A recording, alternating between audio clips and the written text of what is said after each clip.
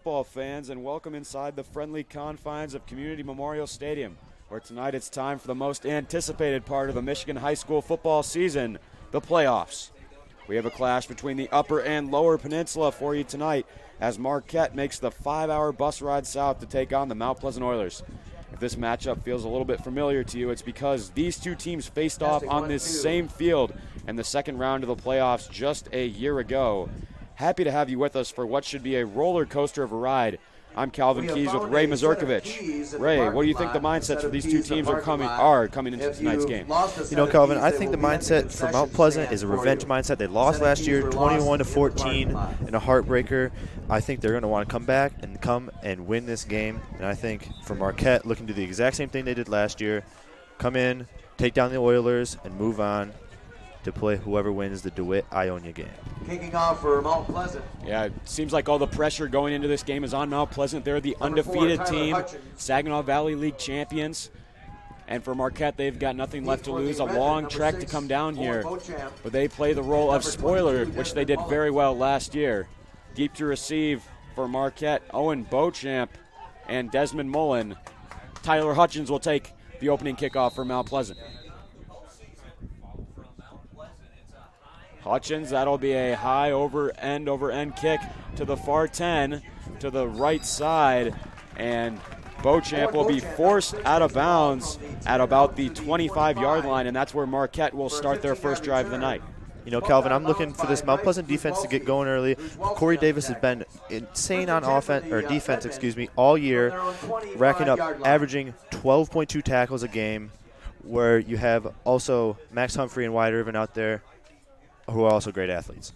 So we'll get our first look tonight at number 11, Austin Riddle, third-year starter, senior quarterback for Marquette, number 11. He's lined up in the shotgun. Marquette, a pass-heavy offense. They've got two receivers on either side. We'll see what they do here. This time it will be handed off. That's Desmond Mullen.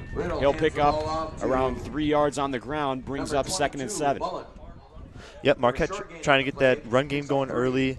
But Mount Pleasant's defense stood tall, only allowed 1 or 2 yards. 2nd down and 7 coming up for Marquette from their own 23-yard line. Very interesting to see a team that likes to throw the football as much as Marquette.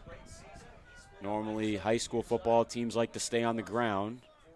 A little bit of a different offensive scheme for this team coached by Eric Mason.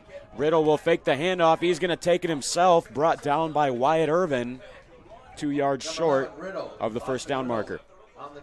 You know, Marquette's a pass-heavy offense, but tonight it seems like they're trying to get the run game going early. I believe this rain probably has a lot to do with it. Don't want to throw the ball in the rain and try and get the run game going. Yeah, good point there. Soggy fall night here in Mount Pleasant. Slight drizzle, sort of a mist going on here. 52 degrees outside. We've seen worse conditions this season for sure. Here's a crucial 3rd and 2 play. Riddle, snapping the shotgun. Gives it to Mullen yet again. It looks like he may be short. It'll all depend on the referee's spot here. Goes to number 4 for the Redmond. They're going to mark that he picked up the first down. Home crowd not too happy about it. But nonetheless, Marquette will move the chains on a crucial 3rd down conversion on the carry from Desmond Mullen. That was a great play by Wyatt Irvin. He read the run, got to him at the line of scrimmage, but unfortunately kept the legs turning, got a couple extra yards, and got that first down. Marquette carrying in some momentum into tonight's game. They beat the Petoskey Northmen in a close 17-14 football game last week. So certainly riding high going into this contest. As Riddle, he's going to drop back to pass this time, and now he'll take it himself. Coming to the near side, pressured out of bounds by Wyatt Irvin, and he'll pick up 8 on the ground. And is chased out of bounds by Irvin at around the 44. A little bit short of They're going to mark that he picked up 9 on the play, 2nd and 1. At their own 44-yard line. And I think part of the reason why Riddle had so much room to run is because Mount Pleasant's defense has to respect that deep threat they have from their talented wide receiver core. Really a parting of the Red Sea, and nobody was there to pressure Riddle. Nope, definitely not. Mount Pleasant's defense definitely going to have a test tonight.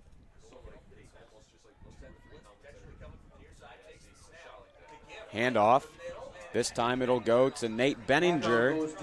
He'll pick up the first down, takes it to the Marquette 47. You know, Calvin, we talked about how this Marquette offense is really pass-heavy, but their run game definitely not disappointing tonight. There you had Benninger getting 4 yards and a first down.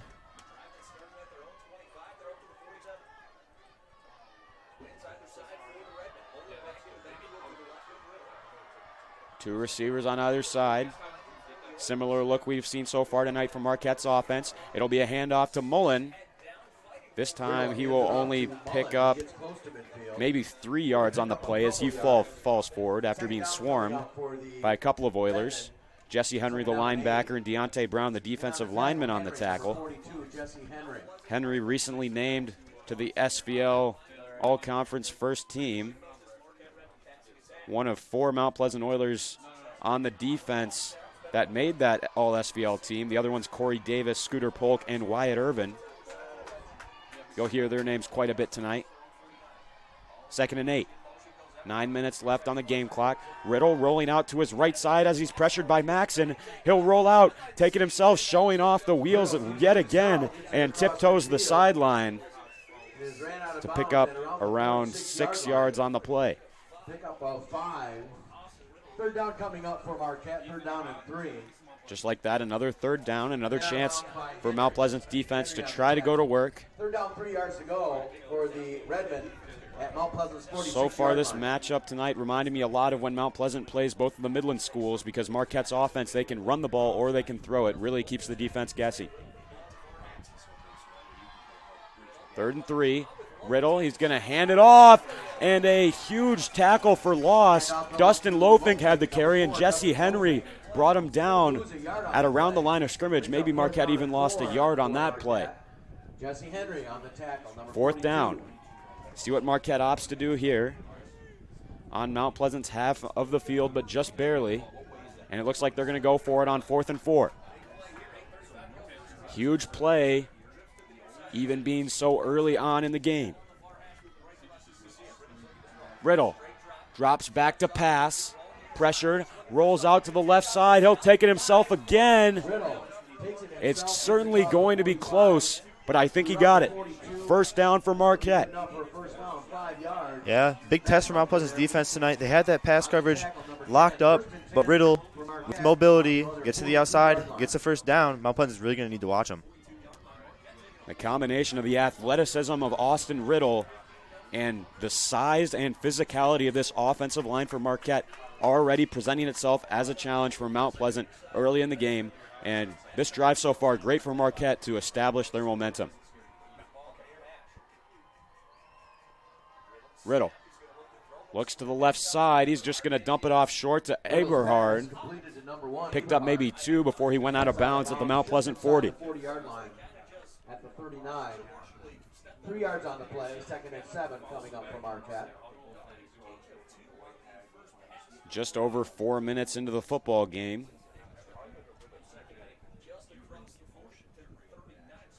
You're watching playoff football, the first round of Michigan High School football playoffs in Division III. The 7-2 Marquette Redmen versus the 9-0 Mount Pleasant Oilers. Eberhard in motion to the right side. Riddle is going to hand it off, and Henry will bring Nate Benninger down in the backfield for a loss of about a yard. You know, Calvin, I was talking about how this is going to be a test for Mount Pleasant's defense. Benninger's been running well all night. Finally, Jesse Henry has standed up on the past couple plays and made some great tackles. And so now this time it'll be 3rd and long. Marquette has converted on their past 2 3rd down plays. See if they can do it again. Riddle drops back to throw. Looking downfield. Intercepted by Max Humphrey. Humphrey interception at around the 38-yard line. Huge play to break up the momentum of the Marquette offense. And that'll set up Mount Pleasant for their first drive of the night. We'll be right back for more playoff football action after this. The innocence of youth. Is there anything any better? But soon they'll be in high school and facing all the same challenges you faced. how to make friends, how to fit in, how to be cool. We want our children to. Mount Pleasant starting their drive from their own 37 after the interception from Max Humphrey. It's Ryan McIntyre under center. He's going to hand it off to Corey Davis. Breaks a tackle, stays on his feet, still showing off that explosive running capability. And he's going to be short of the first down. Picked up 9 on the ground there. Davis, as we mentioned earlier, all conference in the SVL as a linebacker, quite a capable running back as well for Mount Pleasant's offense. Yeah, Corey's been that running back for Mount Pleasant all year. You know, runs right at the defense, 79 carries, 525 yards, 12 touchdowns in the regular season, averaging 6.6 yards per carry. Fun to watch.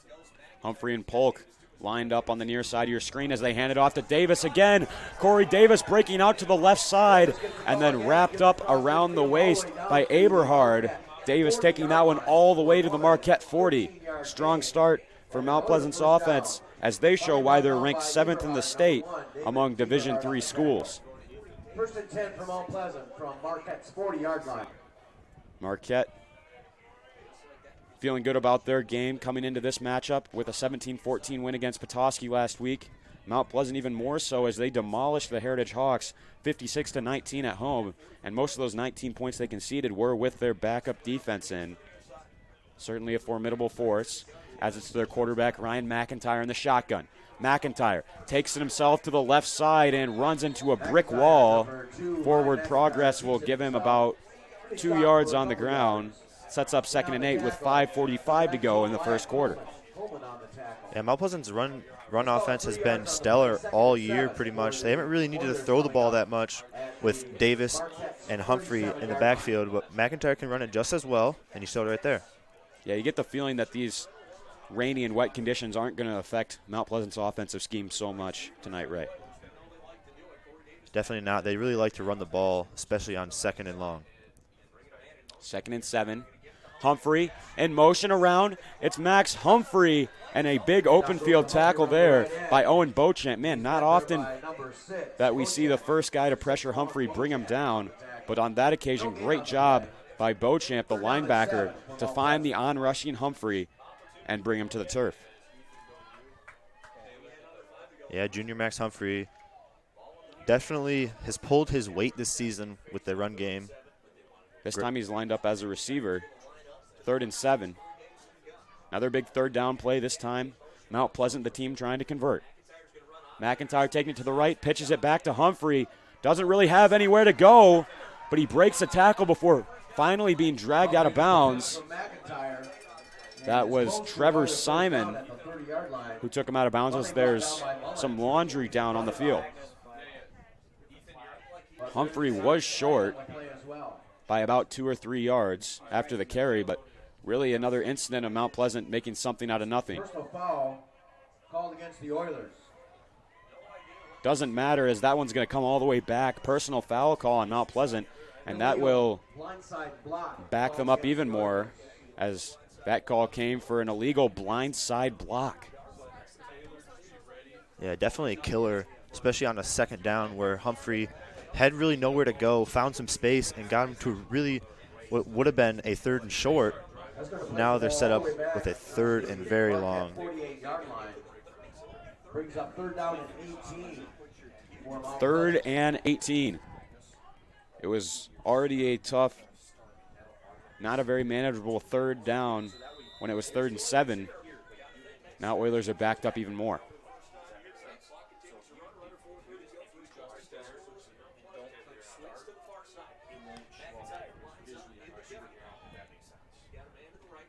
McIntyre takes the snap. Looking to his left side, he's got Polk across the middle.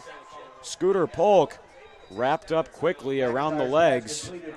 That was Desmond Mullen who brought him down, and he's going to be about 7 yards short of the 1st down marker. It's going to be an interesting decision from Coach Mack here. We've seen Hutchins kick pretty far field goals in warm-ups.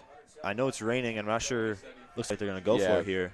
I mean, this is far out of Hutchins' field goal range, but a punt at this point kind of seems like overkill. So may as well go for it, and that's what Mount Pleasant's going to do. Scoreless here at Community Memorial Stadium. McIntyre tried to get Marquette with the hard count. Didn't work. Now he's going to snap it in the shotgun, and it'll just be a punt right up in the air. That's going to take a nice bounce inside the 5-yard line, settles at about the 3, and that will set up some really difficult field position for Marquette. A 33-yard punt, and the Red will take over there. So definitely a situation where Mount Pleasant could have risked it and gone for it.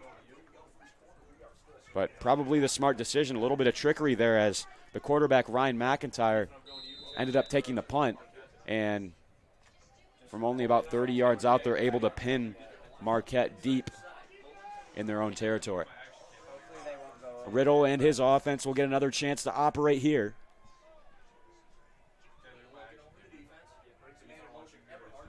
Has Eberhard in motion. He'll hand off to Mullen. Desmond Mullen breaking up the left side. Nearly able to break loose, but Humphrey brings him down. Great run play by Mullen to take it to the 18-yard line and kind of alleviate some of that pressure from being backed up near your own end zone. Yeah, Mullen found a hole there, exploded right through it. Luckily for Mount Pleasant, Humphrey was there to trip him up and avoid what would have been an insanely big play. 1st and 10 for Marquette. Riddle hands it off again. This time it's Lofink. He'll pick up a couple. Banaski and Irvin on the tackle. Approaching the end of the first quarter, it's still scoreless after Marquette pieced somewhat of a nice drive together until Riddle threw an interception. Max Humphrey got the ball back for Mount Pleasant, but they were stopped up at about the Marquette 40, so they had to punt. And that takes us to where we are now with Marquette kicking off their second drive of the night. Riddle takes it in the shotgun, pressured, drops back to pass, and Jarmu going up for it, reels it in. Are they going to say he's in bounds? Referee says that Jarmu's feet were not able to stay in, but oh my goodness. Justin Jarmu, we knew how much of a deep threat he would be coming into this game. But boy, just the athleticism to get up over the defensive back, Aiden Klein, and reel it in. Unfortunately for Marquette, though, it came back as he couldn't keep his foot in bounds. Yeah, Jarmu was just about in bounds there, but that was a good play by Aiden Klein. Got burned off the line, gets back, makes a play on the ball, and sets up a 3rd and long. 3rd and long yet again for Marquette as Riddle will heave this one downfield. Humphrey's 2nd interception of the night. Still on his feet, brought down at the Marquette 15. 2nd drive of the night for Marquette, and it's got to be frustrating for Riddle throwing his 2nd interception of this first quarter. Sets up an extremely nice field position for Mount Pleasant to start this drive deep in Marquette's red zone. Yeah, it definitely looked like Riddle was trying to get a throw on the runoff there. It looked like the ball probably just slipped out of his hands, and Humphrey comes up with a 2nd interception of the game and gives Mount Pleasant insanely good field position inside the red zone. 1st and 10 at the Marquette 15. Hand off to Davis. Davis gets the call. He'll run downhill to about the 10. Gets it down to about the 11-yard line for a 4-yard gain. Coleman on the tackle. Corey Davis didn't get a lot of work last week. 9 carries for only 34 yards, but he did cash in with a touchdown. So far, getting much more work here tonight. As it's McIntyre under center. He'll take the snap from his center, Kyle Seitzma. Hands it off to Davis again. No room to run. He is stuffed and might have gotten to about the line of scrimmage. 3rd down again for Mount Pleasant's offense. Great job again by that imposing defensive line of Marquette. 3rd down and 6. Yeah, Marquette's defensive line, Corey Davis had been having his way with him all night, but there they finally get through, get a stop, set up a crucial 3rd and about 6 here for the Oilers. It'd be interesting to see what they do. And I think really the key for Marquette's defense to have success tonight is to stop that run game for Mount Pleasant and force them to throw the football, because that's not something they're incredibly comfortable with.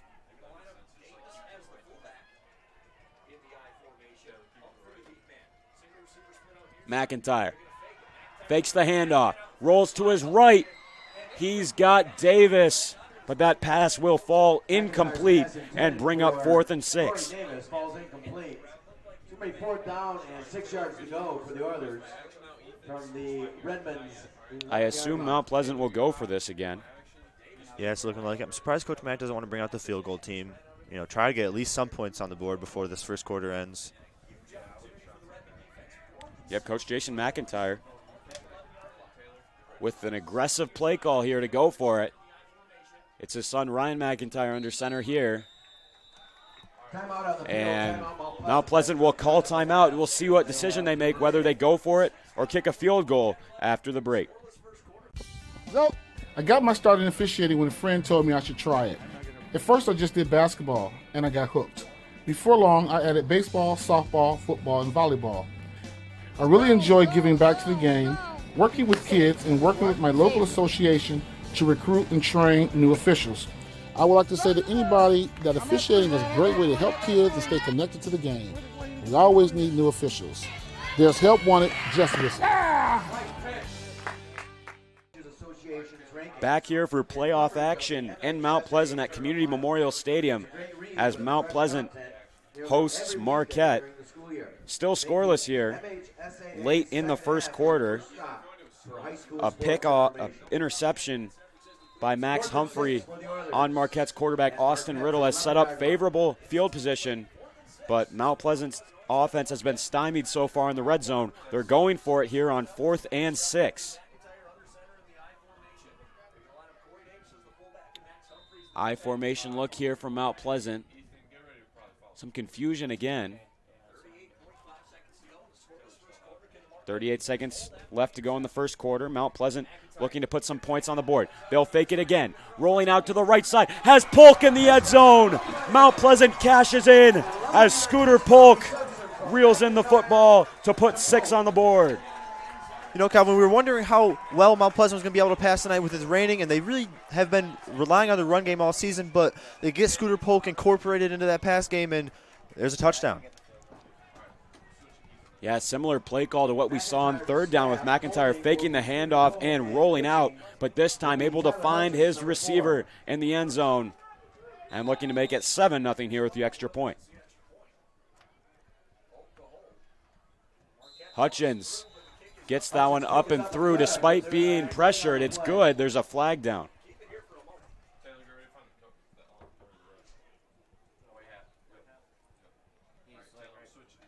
Referees conversing.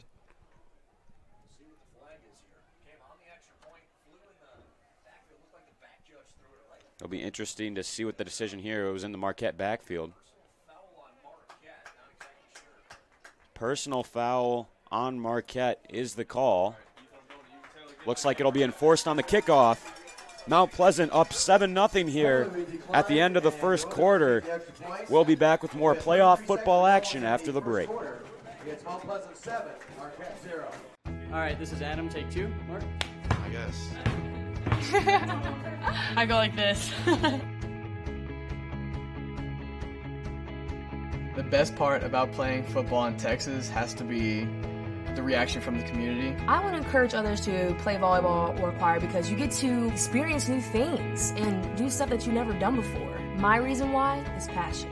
My reason why is pride.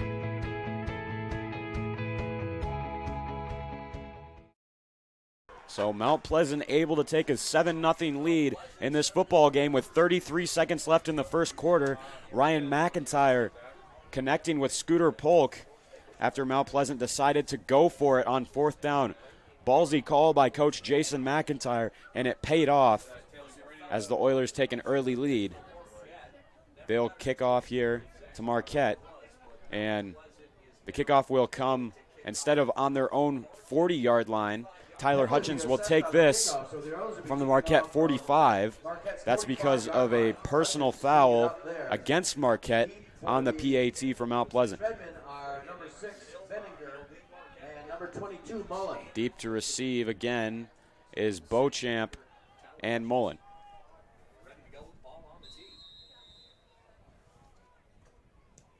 This one will be skied in the air, deep into the end zone, and it'll go for a touchback.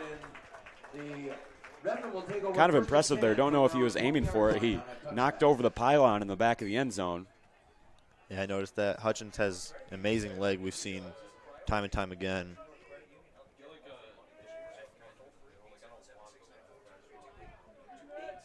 We'll see if third time is the charm for Marquette after they've thrown interceptions on their first 2 drives. Riddle with a chance for redemption here.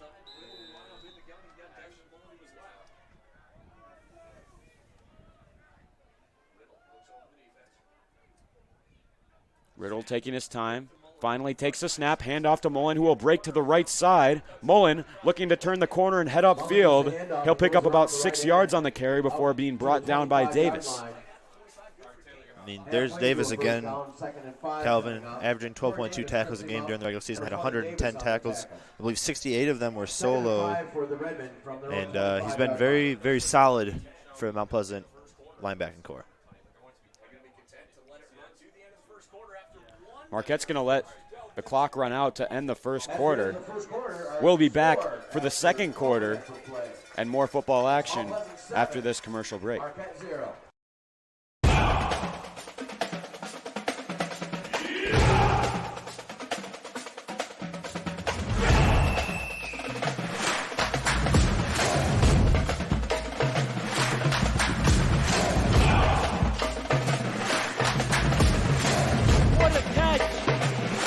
Down inside the 5. What a play. A great dive.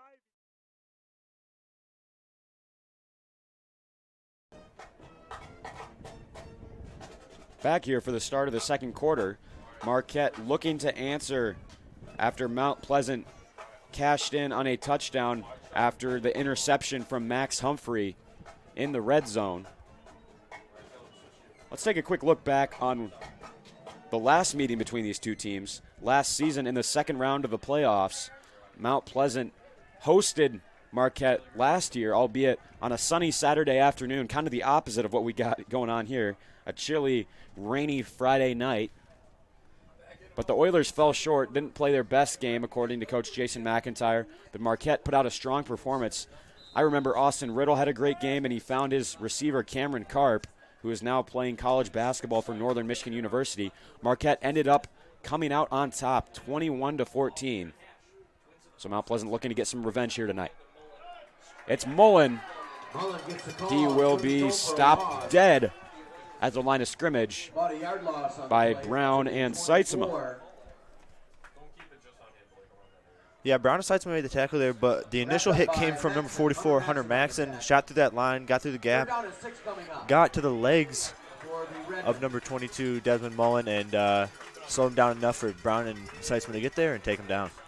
Mount Pleasant sideline telling the crowd to get fired up, trying to disrupt Riddle's ability to hear his coach. Riddle will take it in the shotgun. He's pressured. He'll have to get rid of it.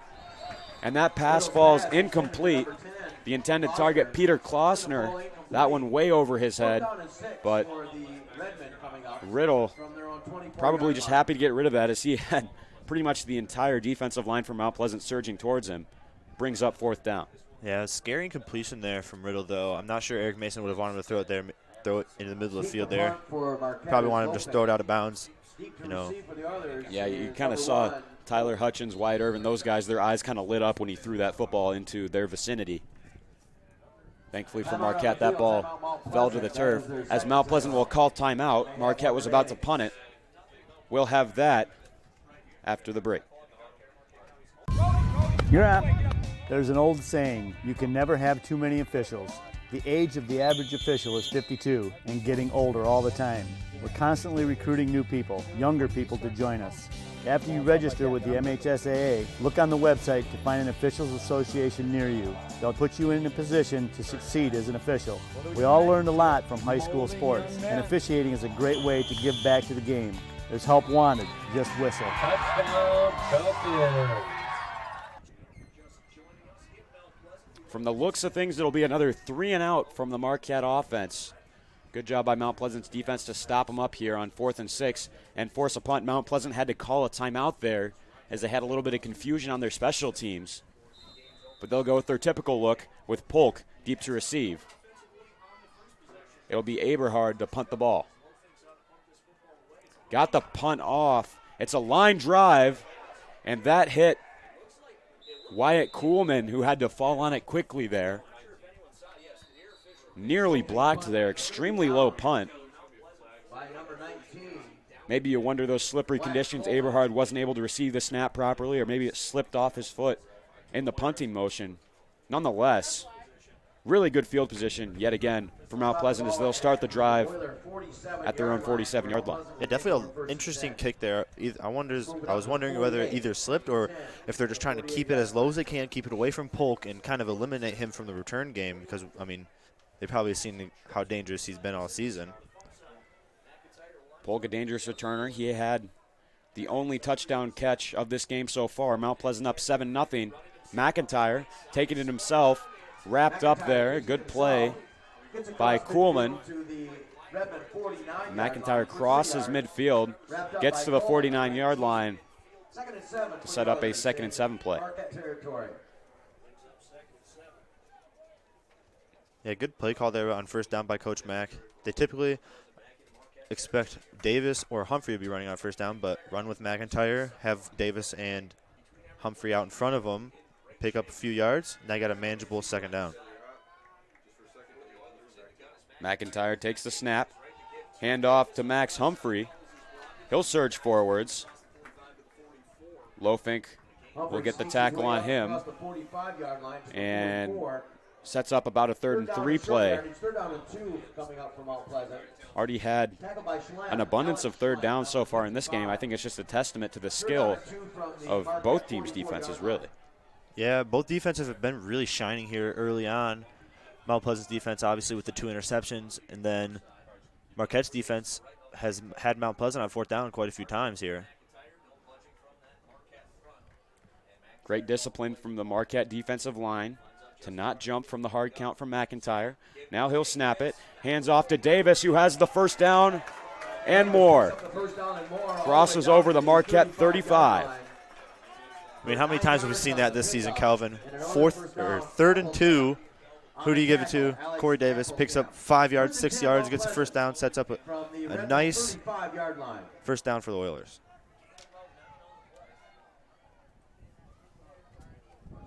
And now we see where Mount Pleasant really starts to get comfortable. They've got Marquette respecting that run game of theirs, so now maybe opens up the game through the air for their offense. Handoff again to Davis. This time he is tripped up by Kuhlman. Picks up maybe a yard on the carry. Yeah, that was a good play by Kuhlman there. Kind of tripped, fell to the ground, found Davis's feet, grabbed onto him, and held him to just a yard.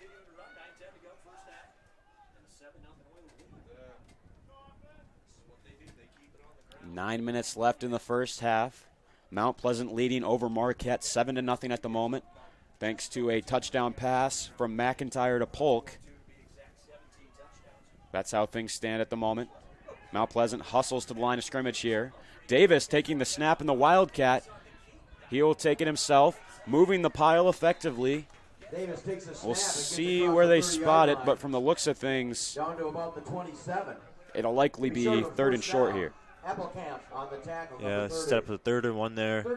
You know, Mount Pleasant, whenever they go in that Wildcat formation, they don't want the defense to realize what's happening, so they get to the line quick, get set quick, and snap it before the defense can really realize what's going on.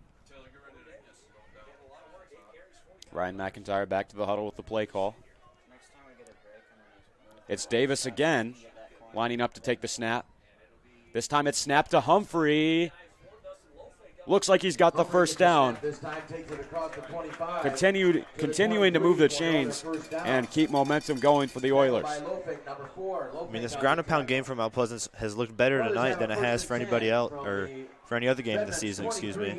And offensive line was struggling early on, got stopped to 4th downs, finally scored that touchdown, maybe gave him a confidence boost, and now here they are on a nice drive, looking to score again.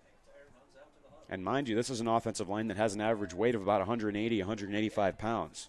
So they're really using every ounce of their weight here tonight. Davis, he'll take the snap again. Hands off to the left side to Humphrey. Surging to the end zone. He's got it. Touchdown. And there's that Wildcat formation again. They expect Davis to take it again. Hands it off to Humphrey, and we've seen Humphrey in the open field plenty of times, and it does not end well for the defense. Max Humphrey takes it in again. He's made a habit of doing that this season, Ray. Yes, he has. 20 touchdowns on the year, just on the ground. Hutchins' kick is up and good. Hutchins' PAT is good. Oilers take a 14-0 lead midway through the second quarter. Marquette will get the ball back after this commercial break. You're up.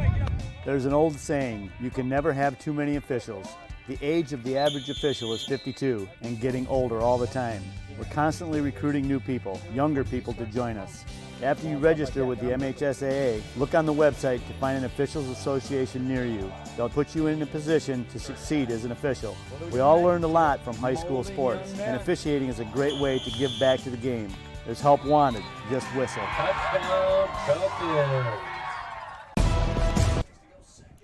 So Mount Pleasant up 14-0 here with 7:36 to go in the first half.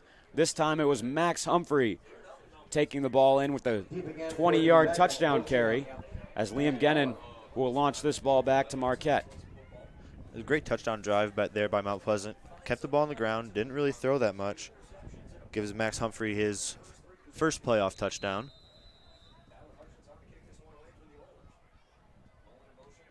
Gennon, he'll squib that one short. Mullen picking it up at about the 20. He'll take it to the 30 and brought down at the 33-yard line by Davis and Hutchins. I got to say, on that previous touchdown rush by Max Humphrey, don't know how he was able to pick up speed and run that fast with the amount of food he was consuming on our field trip today. Ate like 8 or 9 slices of pizza. I know I'd be pretty bogged down if I ate that on game day, but he seems to be doing fine. Yeah, Humphrey definitely enjoyed himself on that field trip. He had 3 games over 100 rushing yards in the regular season. Probably looking to get his first playoff game over 100 rushing yards and well on his way to it. Certainly enjoying himself here on the football field so far tonight, too. As it's a handoff to Lofink.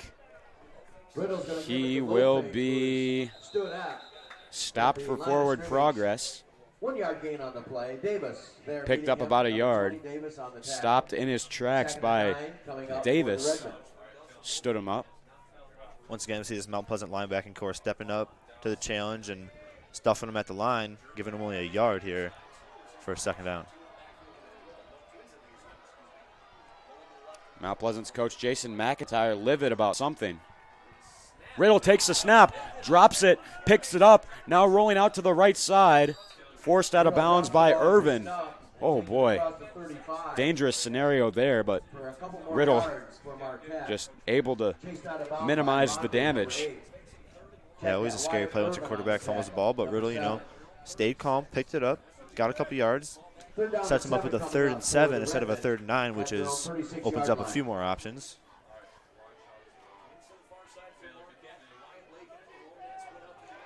Here's Riddle. He's got 2 receivers to his left, 1 to his right, 2 men in the backfield with him. Takes the snap on 3rd and 7. Looking to his left side, he'll roll out to the right. Pressured by Maxson, still on his feet. Able to get by and maybe even pick up a couple of yards before finally being brought down by Henry. Still about 2 yards short, brings up 4th down, and I'll be shocked if Marquette does not go for it. 4th and 3 for the Redmen. Yeah, Maxson has definitely made an impact on this game tonight. He kept contained there on Riddle. Riddle cuts it back inside. Unfortunately for Mount Pleasant, Deontay Brown just misses a sack. Riddle picks up a few yards and sets up a manageable 4th and 4. Unfavorable spot there. I thought that would be about 4th and 2, but they spotted at 4th and 3, and it looks like Marquette will punt it away.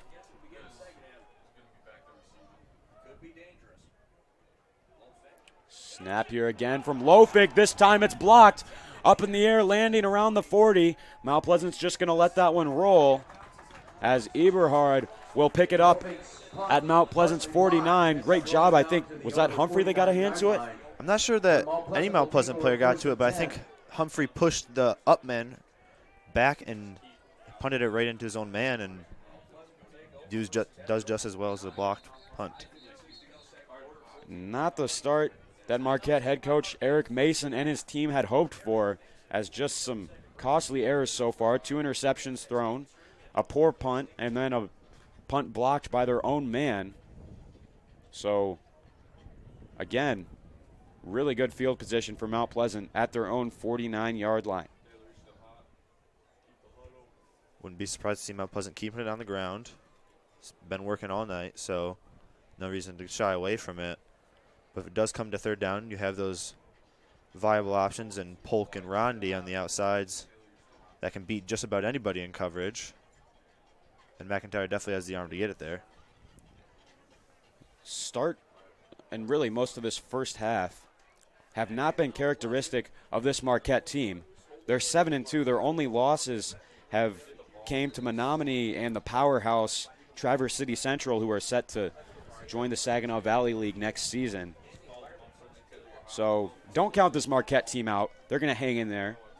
They've got a good defense, and I think if they want to stay in this football game, a stop right here on this drive for Mount Pleasant is going to be crucial. Yeah, Mount Pleasant definitely has a lot of momentum going into this drive. Davis taking the snap again. Davis gets the snap. Picks up 6 on the ground. Down to the Marquette 46-yard right there is just classic Corey Davis. Regular season, he had 79 carries, 525 yards, and 12 touchdowns, while averaging 6.6 yards a carry. So maybe not the speed back that Humphrey is, but does just as well on first downs as anybody. Running right at the teeth of the defense, keeps his legs turning, and picks up 6. Quickly heading to the line of scrimmage again. This time it's snapped to Humphrey, levels a would-be tackler, and keeps going before being brought down by Ethan Richards at about the 32 of Marquette. Typically we think of Max Humphrey as one of the speed backs, more of an elusive guy, and Corey Davis as the kind of guy to run somebody over, but Max Humphrey right there fears nothing, runs over one of the middle linebackers and picks up 11. Lowered the boom. 5 minutes to go in the first half. Your score, Mount Pleasant 14, Marquette nothing. Oilers looking to add to their lead on this drive.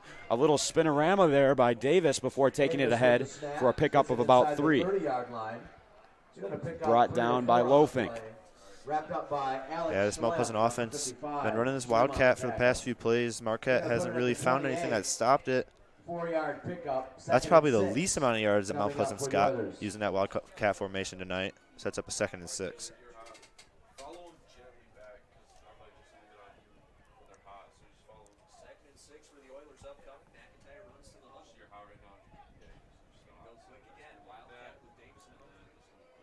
Hurry up offense here for Mount Pleasant as Davis will take the snap again and keep going.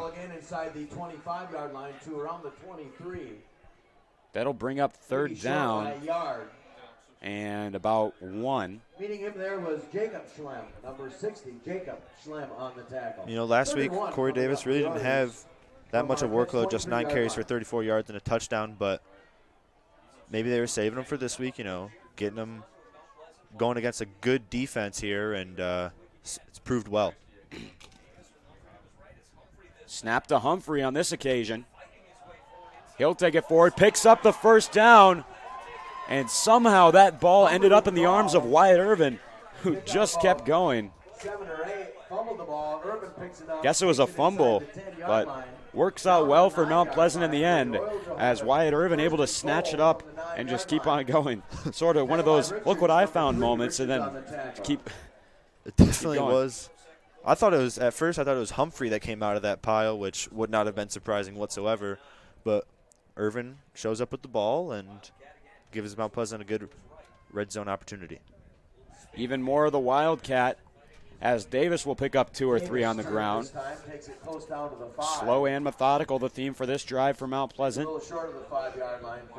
Marquette struggling to keep this run game at bay of the Oilers. I mean, you get the sense that this drive and the last drive for Mount Pleasant has been insanely long. This Marquette defense, I mean, they're probably pretty gassed, no? I would imagine. They're still going to stay with Davis at the quarterback position. Oh, botched handoff there. Davis trying to give it to Humphrey, but ends up having to take it himself after wasn't able to get a clean transfer. And he's going to lose maybe a yard or two and set up 3rd and goal from the 8-yard line. Definitely a lot of options for McIntyre here. You have, obviously, Rondi and Polk. That's pretty indicative of the play call we might see as Polk comes back into the football game. Yeah, I wouldn't be surprised for him to go back to the same exact thing they did last time. See McIntyre roll out to his right and throw it to Polk in the corner of the end zone for another touchdown. So Mount Pleasant back to their usual look with Ryan McIntyre at QB. Rolling to his right side, then he'll go to the left. He's got Davis. That one right off the chest of Corey Davis and out of his reach. 4th and goal from the 8-yard line for the Oilers. Probably was thinking about what his touchdown celebration was going to be had he caught that ball. Yeah, McIntyre, Coach McIntyre, great play call there. You don't really see Davis as much of a receiving back as you do with, say, Max Humphrey, but Davis got in the end zone, finally has an opportunity for a receiving touchdown and looked away before it got to him, and Mount Pleasant have to settle for a field goal. And Scooter Polk is holding. Hutchins attempting a 25-yard field goal here, well within his capabilities. Snap is good. Hutchins gets it right up in the air, and that one will just sneak over the crossbar, nearly blocked. Hutchins got way under it, went straight up in the air, and just barely. That was maybe 5 yards over that crossbar. Yeah. Doesn't matter, though. Scoreboard will still show that Mount Pleasant is up 17-0 here with less than 2 minutes remaining in the first half. Marquette will look to cut the deficit here after the commercial break. You're up. There's an old saying, you can never have too many officials. The age of the average official is 52 and getting older all the time. We're constantly recruiting new people. 17-0 the score. Mount Pleasant unable to cash in the end zone after Davis dropped a crucial pass on 3rd down. Hutchins nailed the field goal to make it a 3-score lead for the Oilers. A little bit of time left on the clock here for Marquette if they hurry. Try to recant some of the score that they're down as that kick goes right through the wickets on Desmond Mullins. Finally able to pick it up and run with it. Spins off of pressure and a great return to the 38. Mullins trying to provide his team with any kind of a spark. Finally brought down by Gruzwalski. At their own 38-yard line, 1st and 10. Gruzwalski, number 3. So Riddle with decent position to work with. This is what you do those 2-minute drills in practice for right here, Ray. Yep. Limited time trying to get back into this ball game. Especially with Marquette's offense being so pass heavy to come out in a 5-wide set here, would not be surprised to see them air it out in this first play. Riddle all alone in the backfield. Takes the snap. Looking to pass to his left side, pressured by Henry. Gets it off. That's complete to Eberhard. He'll pick up 5 and then get out of bounds. He gets shoved out of bounds. Davis in coverage. By number 20, Corey Davis. That'll stop the clock. 2nd and 5. I'm wondering if Eric Mason is trying to get Riddle going here, get some rhythm throws in, so he can air down the field to those lethal receivers that they have, and be interesting to see what they do here.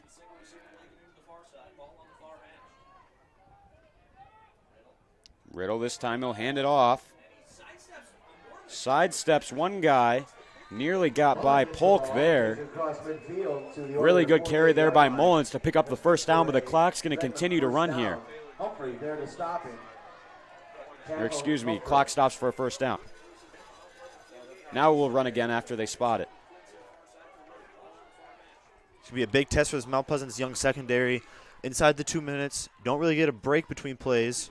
Definitely going to need to step up. Riddle, pressured here, rolling to his left. Now he'll just tuck it and run. Austin Riddle still on his feet. Prances out of bounds at the Mount Pleasant 30. And Marquette certainly feeling good about how this drive has gone so far. Some limited time here, though, to try to get to the house. Yeah, Riddle didn't have anybody open down the field, but tucks it, runs it, takes it himself for a good gain. Now they're set up, good amount of time on the clock to score here. 1st and 10 at the Oiler 29. It's Austin Riddle. Rolling to the left. He's going to take it again. Riddle down to the 20 and a first down. Good job there by Jesse Henry to chase him down. He was in pass coverage, it looked like. Saw Riddle pull the ball down to run, stepped up, met him at the line, and unfortunately Riddle took him for a bit of a ride. Now Marquette will call timeout to stop the clock with just about a minute remaining. We'll be back for the conclusion of the first half after this. There's just one place where students are students first, and athletics are played with purpose and perspective. That place is your local high school. High school sports offer more than the joy of competition. Studies show that student athletes are also likely to enjoy greater levels of achievement in other areas of their lives, including academics. High school sports, a winning part of a complete education.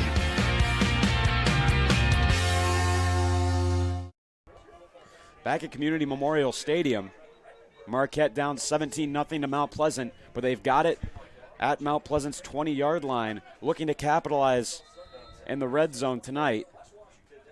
It's their first trip into the area so far, looking to show why they're the number 1 ranked team in the UP Sports Writers and Sportscasters Association poll. 52 seconds on the clock. 5 eligible receivers for Marquette. Redmond pressured, rolls to his right as he's falling, manages to get the throw off. Maybe tried to get it to Eberhard, but it goes incomplete. You know, Calvin, I mentioned earlier how Deontay Brown missed a sack on what would have been a turnover on downs, but we have it. He makes up for it. Locks on to quarterback there and forces an incomplete pass. And although I said earlier that Riddle was able to pick up the first down on the ground a couple of plays ago, he wasn't able to, so now it's 3rd and 1.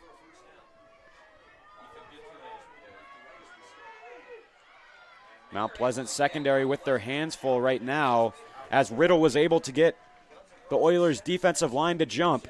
That'll be offsides and move the ball to about the 15. Terrible mental mistake by Deontay Brown there, jumping off sides inside a minute on a 3rd and 1 inside the red zone. Worst possible time for something like that to happen. Most definitely. Hopefully he makes up for that. Certainly have a chip on his shoulder for this next play. As it's Riddle again. Tucks it and runs. Taking it inside the 10 to about the 6. Clock continuing to run. Mason rushing onto the field to call the timeout with just about 40 seconds left to play. Good play design there by Eric Mason. They've been passing this entire drive here, and finally they have a design quarterback run, which nets them about 8 yards and sets up an easy 2nd and about 2 for Marquette inside the 10-yard line. Our scouting report for this team from watching film is that they had some athleticism, have some great athletes, and they have a big and strong offensive and defensive line. We're seeing the athleticism from Austin Riddle right now, practically willing his team down the field, doing everything he possibly can to get on the scoreboard. Yeah, most definitely. Tiring this defense out to the point where Coach Mack has to call his last time out of the half. And Mount Pleasant looking for what would be a goal line stand here. Marquette looking to punch in the end zone for the first time in the game, have something to build off at half. This time 2 guys in the backfield for the Redmen. Fakes the handoff. Riddle, pressured by Humphrey, has to get it off. That'll fall incomplete. 35 seconds left on the game clock. And now it's 3rd and 2. Here we have a crucial 3rd and 2 inside the 10-yard line for the Redmen here. 35 seconds left. If they don't get this, I assume they go for a field goal, but you really think down 17? I don't know. I think they would go for it regardless. Sometimes you just need something to build off at half, but it would be an interesting play call. Riddle tried to get the D-line for Mount Pleasant to hop off sides yet again. This time nothing doing. Takes the snap. Looking deep to the end zone. Henry might have got a piece of that. It fell short and landed, hit the official. 31 seconds on the clock. Brings up 4th and 2. Huge play here. This is going to be a confidence booster for either team here. Mount Pleasant gets a stop. Their defense is going to be through the roof. But if Marquette converts this, they're going for a field goal. Never mind. Ryan Kohler in to attempt about a 23-yard field goal. Probably just looking for something to build off of at half. Kohler's kick is up. And it is good. Booming field goal from Ryan Kohler. That'll make it a 17-3 game with just 28 seconds left in the half. Interesting decision there by Mason to kick the field goal. I mean, I expected that. You expected them to go for it. I'm surprised they didn't. And I'm here wondering whether they left too much time on the clock for Mount Pleasant to get down the field and maybe kick one of their own. We'll see what happens. Timeouts. Yeah, Coach Mack can be aggressive at times, so it's certainly not out of the question. I think the frustrating thing is that Marquette, what was that, their 4th drive of the night, finally able to get into the red zone deep in Mount Pleasant territory. I feel like you got to capitalize on that because you don't know when you're going to be back there again in this football game. Yeah, definitely a confidence booster for Mount Pleasant's defense, playing that bend, don't break defense. And they would have much rather to give up that field goal than a touchdown there, especially with inside of 30 seconds before the half. Klausner will have the kickoff from Marquette.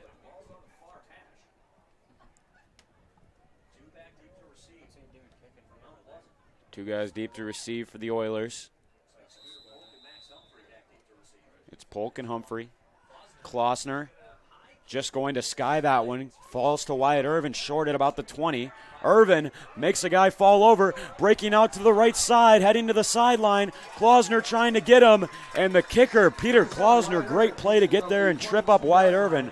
Great return by Irvin as well as he brings that one to nearly midfield. And now 19 seconds left on the clock. Ryan McIntyre, not normally a quarterback that likes to air the football out deep downfield, but you never know. Yeah, you never know, Calvin.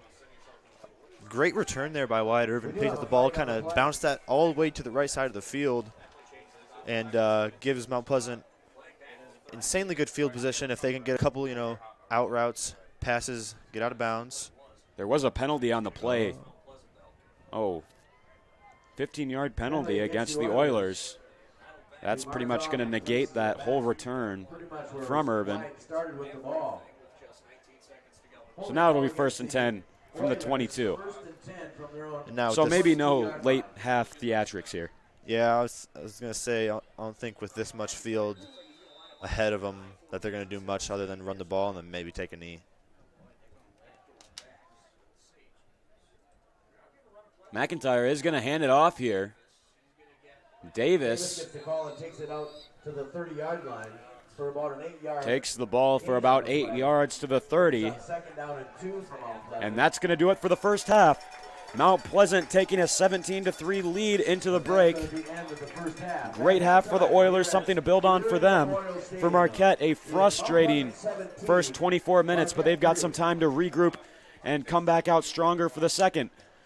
Michigan High School football playoff action here, presented by the GI Tech Digital Media Program. We'll be back for second half action after the halftime break.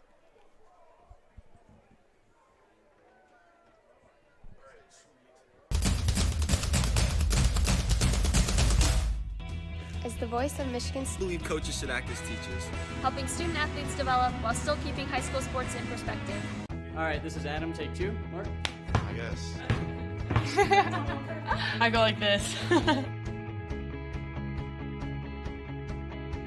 The best part about playing football in Texas has to be the reaction from the community. I want to encourage others to play volleyball or choir because you get to experience new things and do stuff that you've never done before. My reason why is passion. My reason why is pride.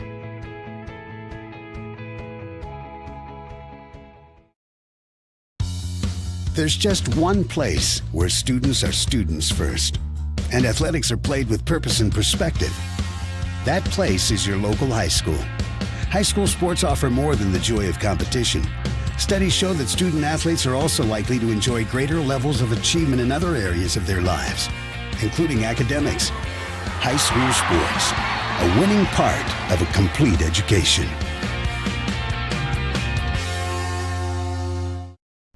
So, I got my start in officiating when a friend told me I should try it. At first I just did basketball, and I got hooked.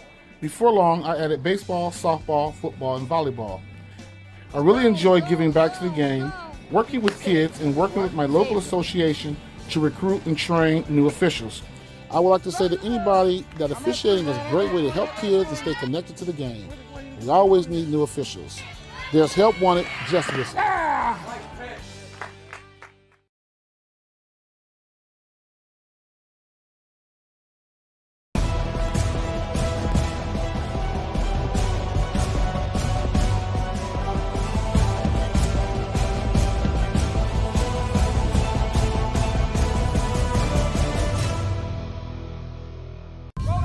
You're up.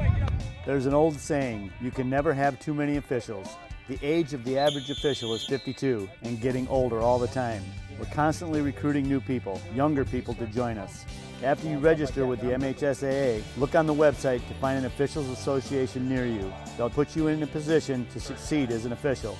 We all learned a lot from high school sports, and officiating is a great way to give back to the game.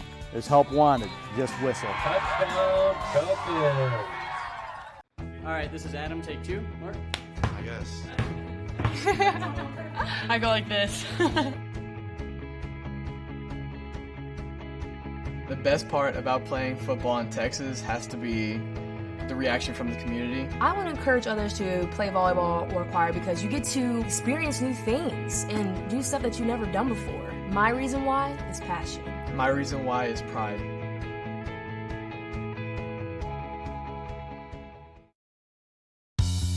There's just one place where students are students first, and athletics are played with purpose and perspective. That place is your local high school. High school sports offer more than the joy of competition. Studies show that student athletes are also likely to enjoy greater levels of achievement in other areas of their lives, including academics. High school sports, a winning part of a complete education.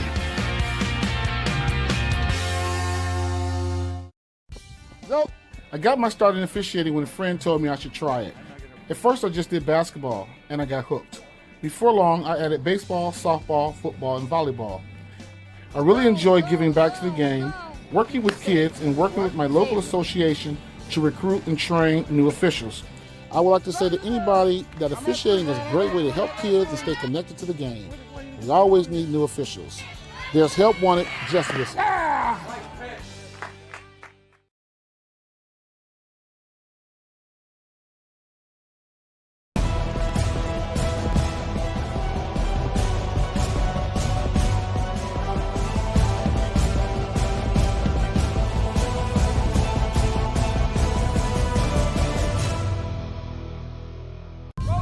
You're up. There's an old saying, you can never have too many officials.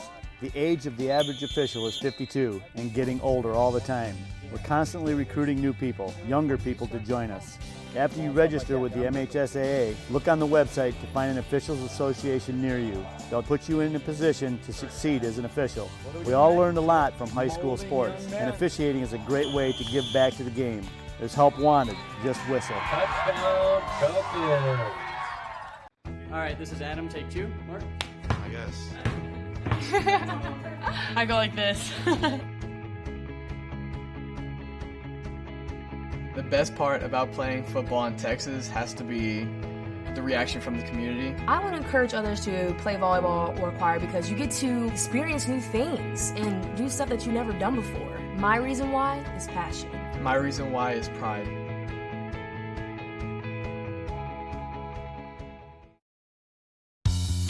There's just one place where students are students first, and athletics are played with purpose and perspective. That place is your local high school. High school sports offer more than the joy of competition. Studies show that student athletes are also likely to enjoy greater levels of achievement in other areas of their lives, including academics. High school sports, a winning part of a complete education.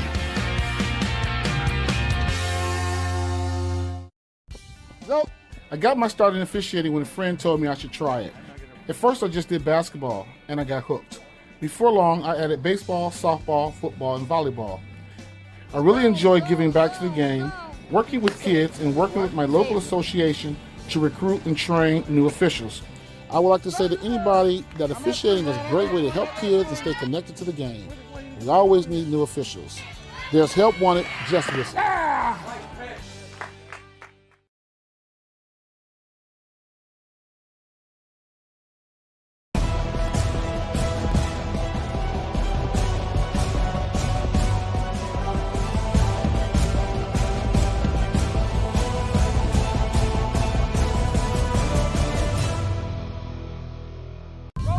You're up. There's an old saying, you can never have too many officials. The age of the average official is 52 and getting older all the time.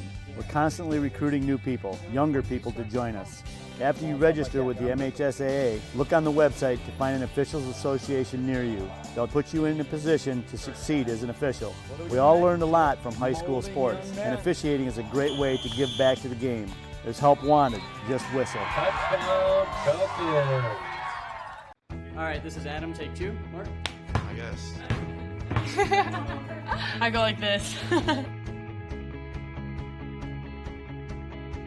The best part about playing football in Texas has to be the reaction from the community. I want to encourage others to play volleyball or choir because you get to experience new things and do stuff that you've never done before. My reason why is passion. My reason why is pride.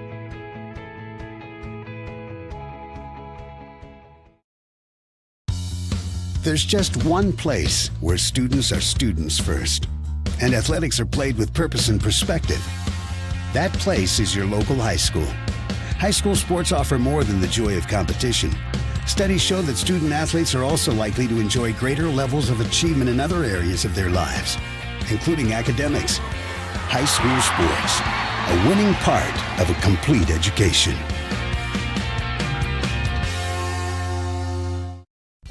So, I got my start in officiating when a friend told me I should try it. At first I just did basketball, and I got hooked. Before long, I added baseball, softball, football, and volleyball. I really enjoy giving back to the game, working with kids, and working with my local association to recruit and train new officials. I would like to say to anybody that officiating is a great way to help kids and stay connected to the game. We always need new officials. There's help wanted, just listen.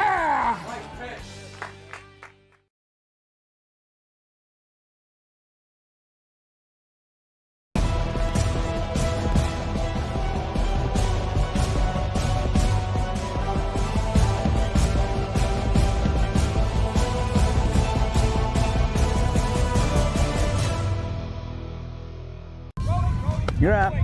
There's an old saying, you can never have too many officials. The age of the average official is 52 and getting older all the time. We're constantly recruiting new people, younger people to join us. After you register with the MHSAA, look on the website to find an officials association near you. They'll put you in a position to succeed as an official. We all learned a lot from high school sports, and officiating is a great way to give back to the game. There's help wanted, just whistle. Touchdown, Copia. All right, this is Adam. Take two. Mark? I guess. I go like this. The best part about playing football in Texas has to be the reaction from the community. I want to encourage others to play volleyball or choir because you get to experience new things and do stuff that you've never done before. My reason why is passion. My reason why is pride.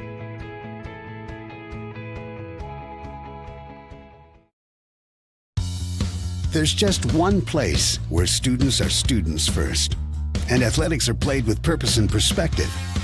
That place is your local high school. High school sports offer more than the joy of competition. Studies show that student athletes are also likely to enjoy greater levels of achievement in other areas of their lives, including academics. High school sports, a winning part of a complete education.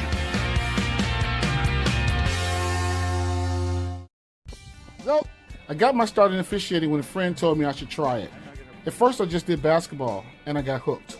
Before long, I added baseball, softball, football, and volleyball. I really enjoy giving back to the game, working with kids, and working with my local association to recruit and train new officials. I would like to say to anybody that officiating is a great way to help kids and stay connected to the game. We always need new officials.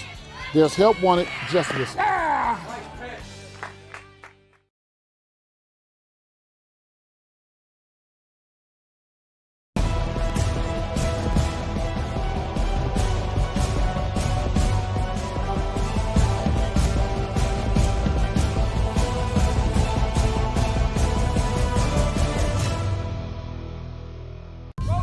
You're up. There's an old saying, you can never have too many officials. The age of the average official is 52 and getting older all the time. We're constantly recruiting new people, younger people to join us. After you register with the MHSAA, look on the website to find an officials association near you. They'll put you in a position to succeed as an official. We all learned a lot from high school sports, and officiating is a great way to give back to the game. There's help wanted, just whistle. Touchdown, Copia. All right, this is Adam, take 2. Mark? I guess. I go like this. The best part about playing football in Texas has to be the reaction from the community. I want to encourage others to play volleyball or choir because you get to experience new things and do stuff that you've never done before. My reason why is passion. My reason why is pride.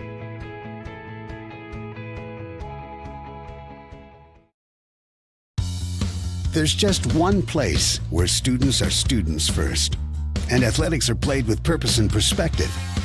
That place is your local high school. High school sports offer more than the joy of competition. Studies show that student athletes are also likely to enjoy greater levels of achievement in other areas of their lives, including academics. High school sports, a winning part of a complete education.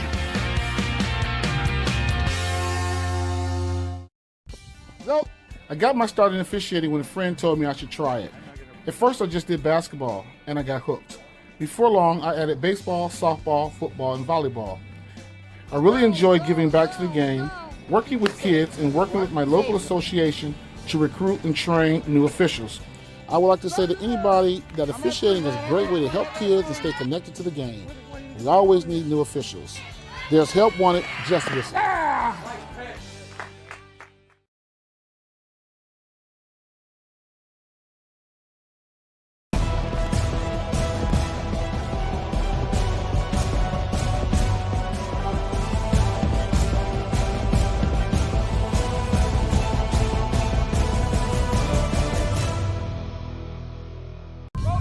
You're up. There's an old saying, you can never have too many officials. The age of the average official is 52 and getting older all the time. We're constantly recruiting new people, younger people to join us. After you register with the MHSAA, look on the website to find an officials association near you. They'll put you in a position to succeed as an official. We all learned a lot from high school sports, and officiating is a great way to give back to the game. There's help wanted, just whistle. Touchdown, Copia. All right, this is Adam, take 2. Mark? I guess. I go like this. The best part about playing football in Texas has to be the reaction from the community. I want to encourage others to play volleyball or choir because you get to experience new things and do stuff that you've never done before. My reason why is passion. My reason why is pride.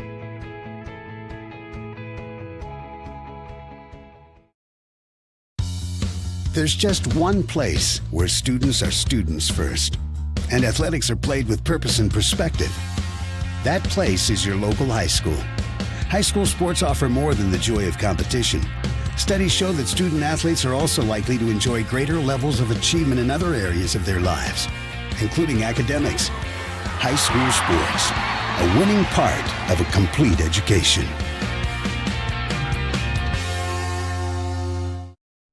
Nope. I got my start in officiating when a friend told me I should try it.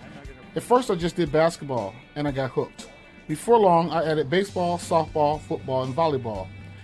I really enjoy giving back to the game, working with kids, and working with my local association to recruit and train new officials. I would like to say to anybody that officiating is a great way to help kids and stay connected to the game. We always need new officials. There's help wanted, just listen.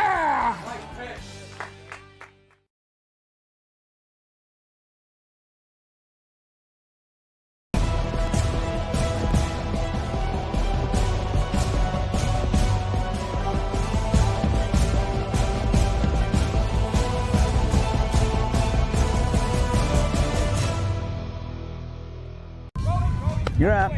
There's an old saying, you can never have too many officials. The age of the average official is 52 and getting older all the time. We're constantly recruiting new people, younger people to join us.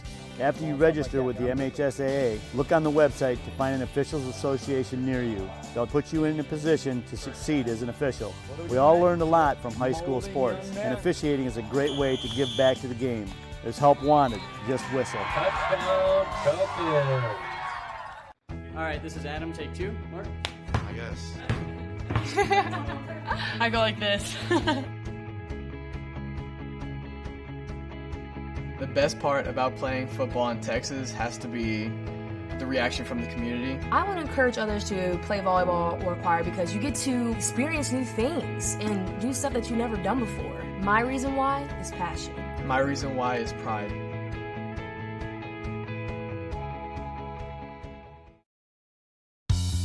There's just one place where students are students first. And Welcome back for the second half of this Michigan High School football playoff game in Division III between Mount Pleasant and Marquette. The score currently 17-3 in favor of the Oilers. Mount Pleasant able to accrue that lead thanks to a touchdown pass from McIntyre to Polk from about 5 yards out, a 20-yard rushing touchdown from Max Humphrey, and a 25-yard field goal from their kicker, Ty Hutchins. For Marquette, they were only able to get on the scoreboard once. That was with a 25-yard field goal from Ryan Kohler. Austin Riddle, Marquette's star quarterback, struggled in the first half through 2 picks. Max Humphrey able to snag both of those for Mount Pleasant. But I think it's a little harsh to say Riddle had a bad first half, considering most of Marquette's offense came from him scrambling and evading pressure from Mount Pleasant's defensive line and picking up some nice yardage on the ground. Yeah, Kevin, I was going to say he had more of a bad first quarter, threw 2 picks in that first quarter. Second quarter came around, he held himself together and put together a couple nice drives, finally got his team on the scoreboard, and I'm wondering if that's going to help spark this Marquette offense to score. For Mount Pleasant, they had a pretty steady first half, stayed on the ground for most of the game except for that 1 touchdown pass to Polk. Corey Davis contributing most of the rushing attack, both in the Wildcat and in the running back position.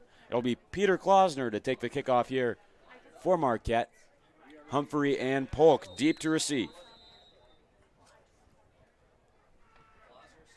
High kick, falls to about the 10-yard line. Polk will have some room to run. Polk breaking to the left side, up the middle, and he is rocked by Klausner.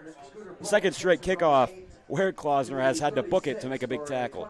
Great job by him. Yeah, Scooter Polk definitely found a bit of a gap there, and you saw his eyes light up from all the way up here. Turned on the jet boosters, but luckily Klausner came over, made a good tackle, and Mount Pleasant's set up with a good field position. Starting from their own 37. Another theme in the first half was great defense from both teams. We'll see if that pattern continues. Ryan McIntyre will hand it off to Davis to start the first half, and he has no room to run, taken down at the line of scrimmage. It's one of the first times we've seen Davis only get a yard there. First half, he had 14 carries for 73 yards. Looking to add on to it, probably wants to add a touchdown here. I think a big guy to watch in Marquette's defense this second half, number 4, Dustin Lofink. I mean, he's been pivotal so far, both as an outside linebacker and he even served as an edge rusher on a couple occasions. If this Marquette defense is going to make some stops, I think it's going to be in big part because of him. This time it's handed off to McIntyre after Davis took the snap. Davis hands it off to McIntyre. Again, just stifled at the line of scrimmage. Maybe they'll pick up about a yard. As you're saying, so now it's 3rd and 8. As you're saying, Lofink been pivotal right there. He didn't make the tackle, but he kept McIntyre from getting to that outside edge and getting yards and turning back into that lethal defensive line that Marquette has. I mean, he's really playing a big part. So many 3rd and 4th down scenarios so far in this game. We've got another one. 3rd and 8. McIntyre throwing across his body to Humphrey. The ball is loose, but referee's going to say the pass was incomplete. As who was that who had the big hit on Humphrey? That was Lofink again. Goodness. I mean, you know Lofink certainly wants to advance into the postseason. Yeah, typically you don't see those outside linebackers playing much of a big play role. But Lofink stepped up. I mean, made numerous good plays, and now he's forcing Mount Pleasant to punt on their first drive of the second half. So it's Max Humphrey to punt. It's Mullen, Desmond Mullen, deep to receive. Flag will fly, and that's a false start against Mount Pleasant. The Oilers, 5-yard penalty. Be a 5-yard penalty. Back to the 34-yard line. Not sure that's going to affect much of Humphrey's punting abilities because, I mean, we've seen him boot a 67-yard punt earlier this year. And with how close Desmond Mullen is to Humphrey here, I wouldn't be surprised if this punt goes right over his head. Oh, off the hands of Mullen on the return. Able to recover and grab it. 35-yard line where the Redmen will take over. Could have been another bad break for Marquette there. Yeah, the first half really didn't go Marquette's way. Who was it? Desmond Mullen there on the return. Tried to call for a fair catch. I mean, there's a knuckleball, a little bit of a line drive kick right at him. Bounced off his shoulder pads. Luckily, ball didn't really roll that far and fell right back on top of it. So defense has been a strength for both of these teams all season and throughout the first half. That continued as it was a great defensive series by Marquette to force a 3-and-out from Mount Pleasant. Now it's Riddle. Hand off to Mullen, who will pitch it back now to Peter Klausner. Klausner in the open field. Dragged down by Irvin after about an 8-yard gain. Klausner, another guy who you can really see his effort and heart on every single play he's out on the field. Yeah, good end-around play there. End-around play call there by Eric Mason. Irvin got sucked in, but luckily he's athletic enough and fast enough to get back to that outside edge and make a good open field tackle and saved what could have been an insanely big play for Marquette.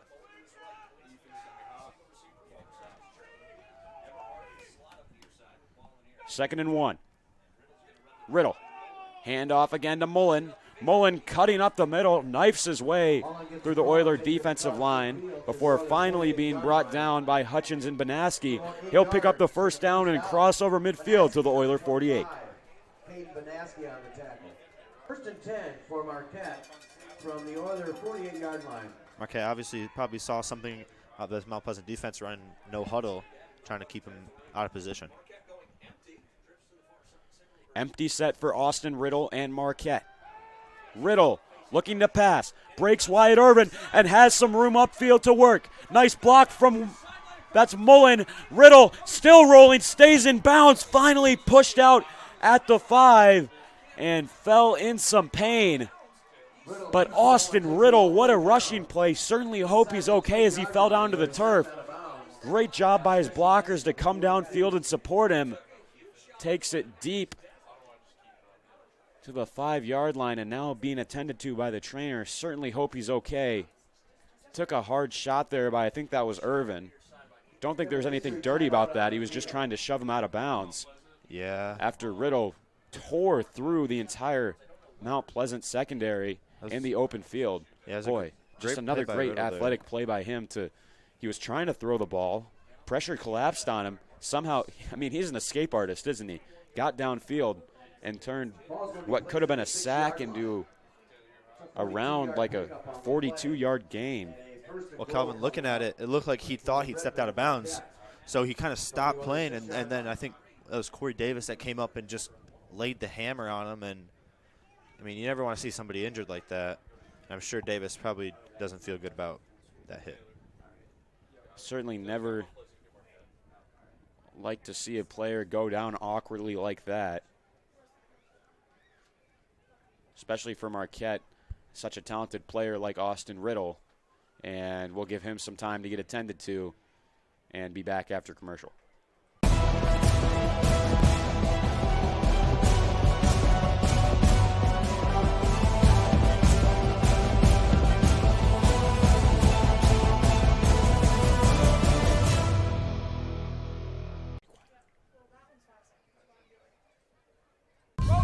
You're up. There's an old saying, you can never have too many officials. The age of the average official is 52 and getting older all the time. We're constantly recruiting new people, younger people to join us. After you register with the MHSAA, look on the website to find an officials association near you. They'll put you in a position to succeed as an official. We all learned a lot from high school sports, and officiating is a great way to give back to the game. There's help wanted, just whistle. Touchdown, Cofield. So Austin Riddle being helped off to the Marquette sideline right now by one of his coaches. Looks like he's walking off mostly under his own power, so that's great to see. In the meantime, coming in to replace him will be another senior who started at wide receiver tonight. That's Justin Jermu in the shotgun at the moment. First and goal for Marquette. A chance to close the gap. Not under ideal circumstances without their best player, their quarterback, Austin Riddle, but Jermu looking to fill his shoes. He'll tuck it and take it himself. Justin Jermu will be stopped at the line of scrimmage. Maybe got a yard on the play. Yeah, Jermu much of a bigger guy than Riddle there, and designed quarterback run, runs it right at the teeth of that defense, and Corey Davis is there to meet him. Good stop from Mount Pleasant. Sets up a second and goal from the 5. 8:54 to go in the third quarter. Mount Pleasant up 17-3. Marquette down by 2 touchdowns, looking to change that here. Jermu and Mullen in the backfield. Now Klausner in motion as it's a botched snap, and Jermu is going to have to fall on it and lose about 10 yards on the play. Boy, just when Marquette seems to have their offense going, it's just been sloppy mistakes, whether it's been picks out of the hand of Austin Riddle or a couple of bad snaps. And that sets up a very difficult third and goal from the 16-yard line. Yeah, that Marquette sideline has to be frustrated right now. As soon as they get down to the red zone, get down within 5 yards of the goal line, snap goes over the head, and now they have a third and goal from the 16. Jermu looking to throw. And that one way underthrown, looking to get it to Benninger, but that fell about 5 yards short.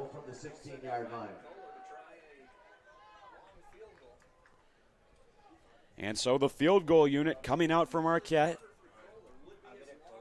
Ryan Kohler hit the 25-yarder with ease in the first half.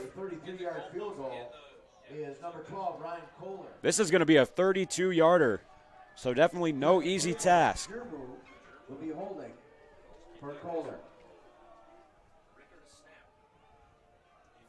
Snap to Jermu. He'll get the hold. Pressured, but Kohler gets it up and nails it.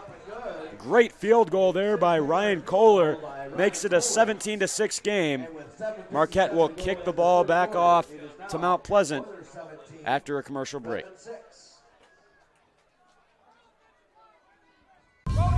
You're up.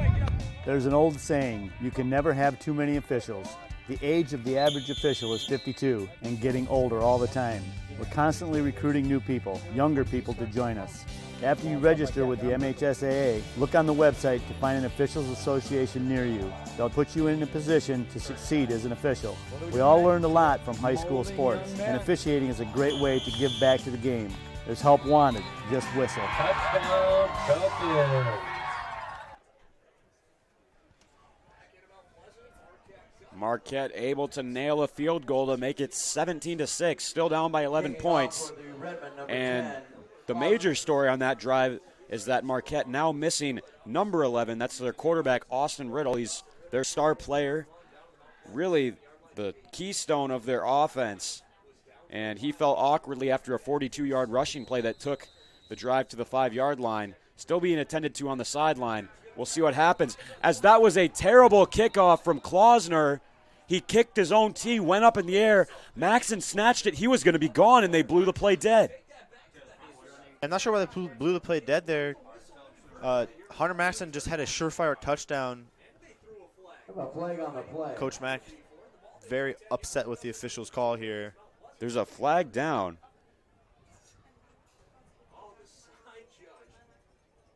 Maxson can't believe it. There's nobody more frustrated in the world right now than Hunter Maxson because he just caught an onside kick with nobody in front of him. Had a free trip to the end zone. And then it's just blown dead inadvertently. And now some confusion. Official crew going to have to sort this out. Both coaches pretty confused. I don't think Eric Mason's too upset about it, though. Definitely not. Marquette gets backed up here. Offsides. So the call is that the rest of their special teams unit was ahead of the kicker, Klausner? Yeah, I believe they crossed that 40-yard line before the ball was kicked, and that calls for an offside penalty. So Klausner will get a second go at it. This time he's going to boom it. Oh, my goodness. That was way over Davis. Touchback. That was about the opposite of the kick we saw right before it. That was probably the farthest kick we've seen all season, Calvin. I mean, that was further than the one that Hutchins took from Marquette's 45 in the first half. Yeah. Hutchins went out of the back of the end zone. That one nearly hit the back line, and definitely was surprised to see them not go for an onside kick there again with being down by 2 scores. I don't think that was an onside before. I think he just kicked the tee awkwardly. Anyways, Mount Pleasant starting their drive from their own 20. McIntyre under center. Hand off to Max Humphrey.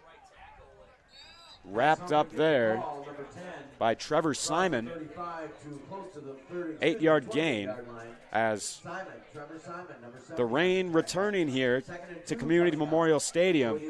High-speed winds blowing it towards Mount Pleasant, so right in their face. That's going to deter them from throwing the ball, something they usually stay away from anyways.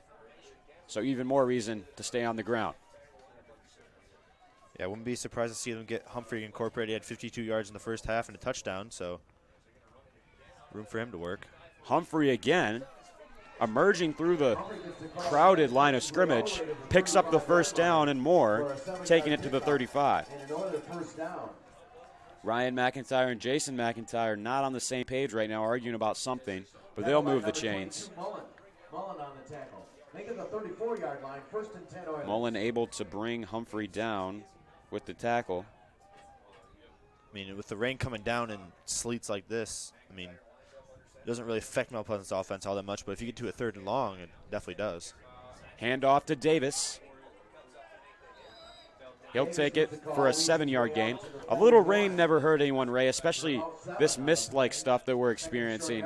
But I think what really makes the playing conditions difficult are these 11-mile-per-hour winds coming from the northeast, blowing right in Mount Pleasant's face. Hopefully Marquette's defense can use that to their advantage. Yeah, this rain is really just more annoying because of the wind than it is a factor. Hand off to Davis this time. He's wrapped up in the backfield, and Marquette will push the pile even further away. Great job there. And despite their struggles on offense, Marquette's defense holding steadfast. Yeah, definitely been one of the highlights of the game for Marquette is their defense. Stops Corey Davis at the line of scrimmage there. Definitely want to look for another 3-and-out, another punt, especially with this heavy wind coming in. Humphrey, if they were to punt, would have a tough time getting it very far down the field, and Marquette would be set up with good field position. 3rd and 3, 5:45 to go in the 3rd quarter. Snap to Davis, spins around, has some room to run. Corey Davis in the open field. Finally brought down by Ethan Richards. Davis putting on a show here tonight, takes it to the Marquette 30. There we have Davis in the Wildcat again. Has been working on night for him. Gets past that second level, gets into the secondary, and takes two guys with him for around 20, 25 yards there, and sets up the Oilers with a nice first down from their own 33. There's been times in the past where I question the effectiveness of that spin behind the line of scrimmage, but I don't think I have any reason to doubt anymore. Definitely not. Come out again. 1st and 10. This time snap to Humphrey. Humphrey low bridged there. Huge hit as he tripped over Gideon Bell. Rain continuing to come down. I mean, that's one of the first times we've seen Humphrey stuffed at the line of scrimmage like that. I mean, he kind of like ran into a wall there. Yeah, credit to Marquette where credit is due. Watching Humphrey all season, usually he's able to break the first tackle or so or juke a guy out. Usually. The open field tackling from Marquette has been very, very good on the defensive side of the football. Yeah, definitely one of their upsides here. Davis looking to power through, but he is wrapped up. Great play there by Simon again. This Marquette defensive line definitely found something that they like, and it's been stopping this Mount Pleasant run game, which has been, I mean, extremely strong through this first half. And 8 minutes into this third quarter, they're stuck with a 3rd and 9. Forces a tough 3rd and 9 scenario. They have the ball at the Marquette 32. See what Ryan McIntyre and the offense can draw up on this occasion.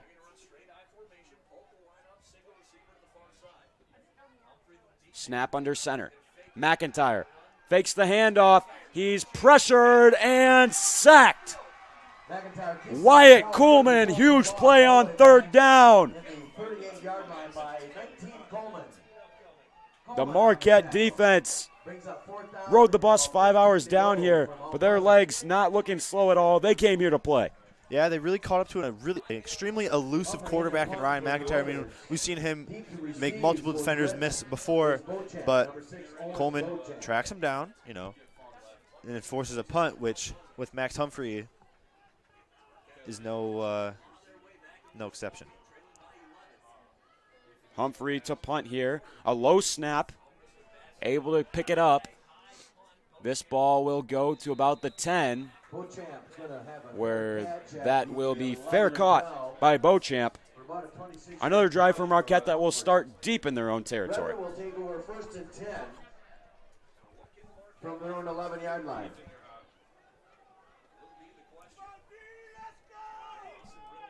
.3:15 to go in the 3rd quarter. Marquette gets the ball back. We'll see what personnel they have back on the field. Still Jermu at quarterback, so Riddle still out at the moment. Certainly hope he's okay. Marquette's defense had a big stop there, but now they need 90 yards for a touchdown to keep them in this game. Still a lot of time left and a lot of time to get something going. Hand off to Mullen. Mullen up the middle. Mullen gets a handoff across the 15. Nice rushing play by him. He thinks that he wasn't down, kept going. Referee had to stop him and say that. I think maybe they stopped it for forward progress. I didn't see his knee go down, but. Yeah, these refs have been really quick to blow it dead tonight. I mean, they obviously don't want anybody to get injured in these slippery conditions. That tends to happen more often than in regular conditions, but blown it dead nonetheless. 2nd and 3. Jermu. Hand off to Mullen again. And he is wrapped up by Kyle Seitzema and eventually swarmed for a loss of a few yards on the play. I saw Seitzema coming in before that play, and he looked pretty fired up to get in the game on defense here. And met him at the line, drove him back, and sets up a 3rd and 5 here for Marquette, which is, crucial because they need to score here before it gets too late. Yeah, Seitzema, the center on offense, doesn't usually get a lot of reps at linebacker, came in to replace somebody and then made a big play. 3rd down now. Jermu hit his intended receiver. That's Benninger. He'll take it to the sideline past the 25, picks up the 1st down. Jermu with his first completion of the night, coming in to replace Riddle after starting at wide receiver, moves the chains. Yeah, Jermu, a little check down there to his receiver, Bellinger, and Bellinger makes people miss and gets the 1st down, sets him up with a nice 1st down, good field position.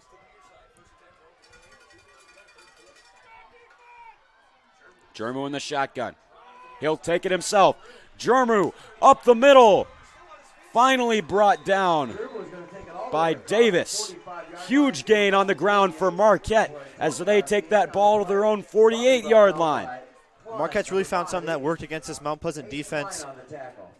Is that quarterback draw there. Drops back, acts like he's going to pass. Last second, sprints right up the middle, gets, 15 yards there and another first down. This Mount Pleasant defense has to be getting tired. And this is where you see who really wants to move on in the postseason. The rain is coming down, the wind is blowing, and as of right now, momentum completely shifting to Marquette. Jermu in the shotgun again.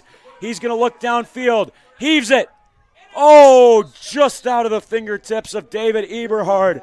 Nearly reeled that in with one hand, but it was decent coverage by Aiden Klein. Number 5, Klein. Yeah, it was good coverage by Klein there, but almost an even. That was a really good throw by Jermu. That was a great throw, yeah. Almost an even better catch by Eberhard there. Looking like Odell Beckham Jr. out there. Not quite. Almost.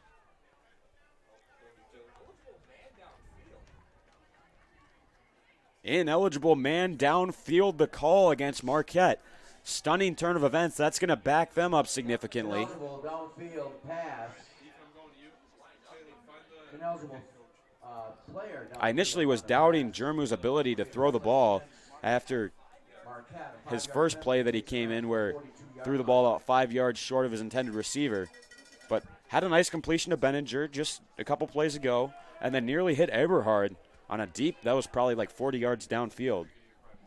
Yeah, and I'm wondering if Eberhard kept running there, if he may have been able to reel that in, even though he was draped all over by Klein there.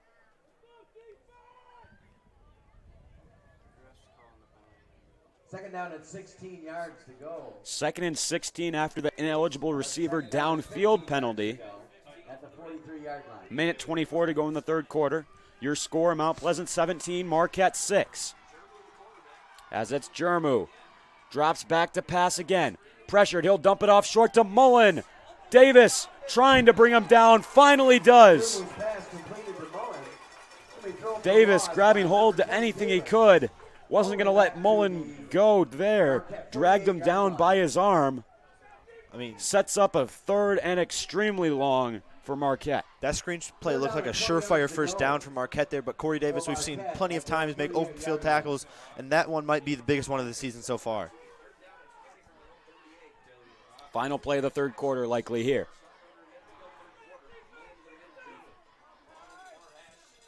Third and long. Jermu pressured again. Finds Eberhard, and he'll be brought down by Davis after about an 8-yard gain. Brings up fourth down.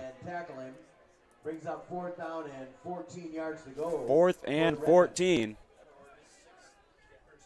And the punt team will come out. Good pass coverage there by Mount Pleasant. Humphrey was pretty much draped all over him there, but it looked like he just slipped and fell down. Luckily, Davis right there to make the tackle. Loping into punt for Marquette. Deep to receive is Scooter Polk. So Dustin Lofink will come out to punt the football. 8 seconds left in the third quarter. Lofink's best punt of the night. That's to the right of Polk, bouncing, and he'll just let that one go. It'll be down at about the 12-yard line by Trevor Simon, and that's where Mount Pleasant will start their next drive. We'll be back for that after commercial. My dad and my grandfather are officials. I've grown up around officials and seeing how much they enjoy being part of the games. As a student athlete, I've always appreciated the people out there who are willing to give back to the kids. The Legacy program lets me officiate while I'm still in high school, working younger kids' games. Officiating gives me a better understanding of the game. I get to make some pretty good money for a high school kid, and I even get to spend some quality time with my dad. There's help wanted. Just whistle. It's the start of the fourth quarter, and we find ourselves with a 17-6 score in the football game. Mount Pleasant leading over Marquette, but I think it's safe to say that Marquette won that third quarter. They won the third quarter by a margin of 3-0, but nonetheless, I thought they played better on both sides of the football. What do you think, Ray? Yeah, I would definitely say that the scoreboard does not reflect as to how well this Marquette defense is playing. Mind you, that 17 points that the Oilers have put up were all in the first half. That was capped off by a 25-yard field goal from Ty Hutchins before the break. This Marquette defense has been stellar the second half, forcing a 3-and-out last drive and probably hoping to force another one here. I don't know what head coach Eric Mason said to his men, but certainly working so far. And Mount Pleasant's frustrated. Big drive here in terms of turning things around. And it's Humphrey breaking out to the right sideline. Max Humphrey. He breaks loose. Turns on the Jets. The 20. Finally pushed out of bounds at the 10. Oh, baby. That could be the spark that Mount Pleasant needed as Humphrey totes the rock for 80 yards. I mean, Calvin, just as we're talking about how stellar this Marquette defense has been, Max Humphrey once again looking like that Madden player like he was last week, breaking off 80 yards, just ran out of gas. He was chased down, but, I mean, great play nonetheless. 1st and 10. McIntyre taking it himself, tried to crawl out of the pile, but dragged down by Bell and Simon. 2nd and 9. McIntyre took a shot on that one. I mean, I'm not sure how many more times Coach Mack's going to want to see Ryan take them, big hits like that. Typically, you want to keep your quarterback keep him safe and avoid taking hits with him and let the running backs take the hit and Davis and Humphrey. But so at the start of the 4th quarter, Mount Pleasant in the red zone. It's Corey Davis, surges forward, touchdown Mount Pleasant. And Davis dropped that touchdown pass on the other end of the field earlier in the game, but makes up for it here with a touchdown run of his own and puts the Oilers up 23-6. McIntyre's going to snap, and Polk's going to hold, and Hudson's going to kick. That 80-yard run play from Humphrey was the boost that Mount Pleasant needed. Shook the monkey off their backs. And we'll see if it's a 24-6 ball game. And that run play put Humphrey over 100 yards, which is he had 3 games over 100 yards in the regular season, and he has one here in the postseason. That PAT nearly blocked, but it'll sail through. Just squeaked through the uprights. Hung to the right side a little bit, but the score still shows 24-6. That was Davis's 2nd touchdown carry of the night. That it was.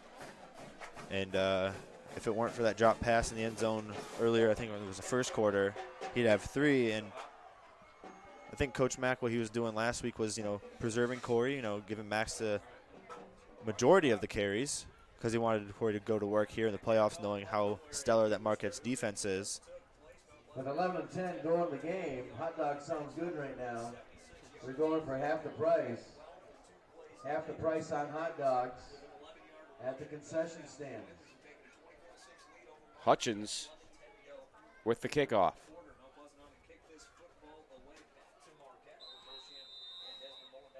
Desmond Mullen and Owen Beauchamp back to receive. It'll head towards Beauchamp, but he's just going to let that one go through the back of the end zone. Hutchins showing off that power leg yet again as it's a touchback. Marquette will start this drive from their own 20. And even with 11-10 left in the ball game, might start to see a little bit of desperation mode here from Marquette's offense. Yeah, I definitely wouldn't be surprised to see them, even though it's raining like this and it's this windy, air it out and try to get a big play because, big plays are what runs high school football, and the more big plays you have, the more momentum you get, and the more momentum you have, you go into the end zone. And that's Austin Riddle back on the football field playing quarterback for Marquette.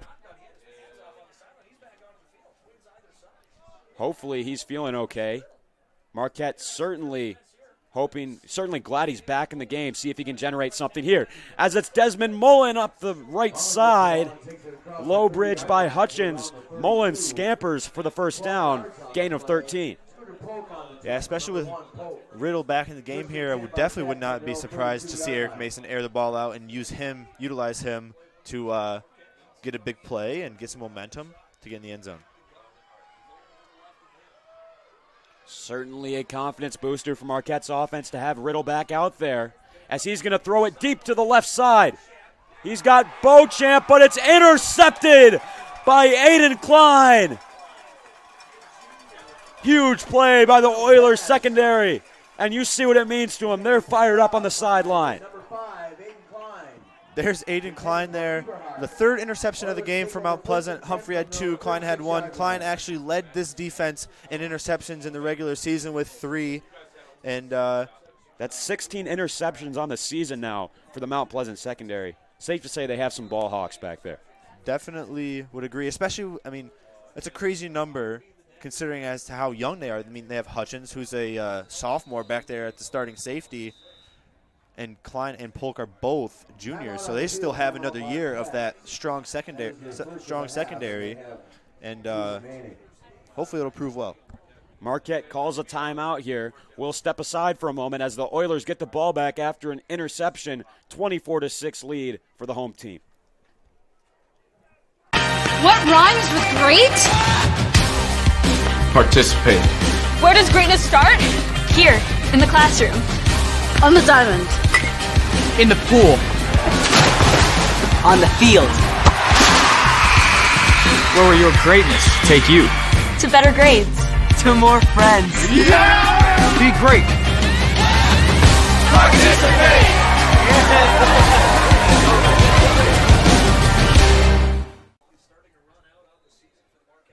Fourth quarter winding down here. Mount Pleasant up 24-6. And if you're just joining us, Austin Riddle threw his third interception of the night after coming back for his first drive after getting injured on the previous, or the drive 2 drives ago. Interception from Aiden Klein, and that'll get Mount Pleasant the ball back here. McIntyre fakes the handoff, has room up the middle, and without that nice open field tackle by Beauchamp to bring McIntyre down at the 50, very well could have been gone. Yeah, Calvin, definitely would not be surprised to see Mount Pleasant get their run game going stronger than it even was in the first half here. I mean, 10 minutes left in the game. They're up by 22, or no, 18, sorry. And just need to run some clock out and probably try to preserve this win. 10.5 to go, has Polk in motion. He'll give it to him. Polk up the left side, breaks to the outside, breaks a tackle, gives a defender a handful, and then goes out of bounds. Scooter Polk picking up the first down with a 12-yard rush off the jet sweep. That was a good play call sequence there by Coach Mack. Ran the fake jet, ran it with McIntyre there, same exact formation, same exact play, but handed off to Polk there, gets around the edge, gets 12 yards, sets up a nice first down from the Redmonds, what was that, 37-yard line.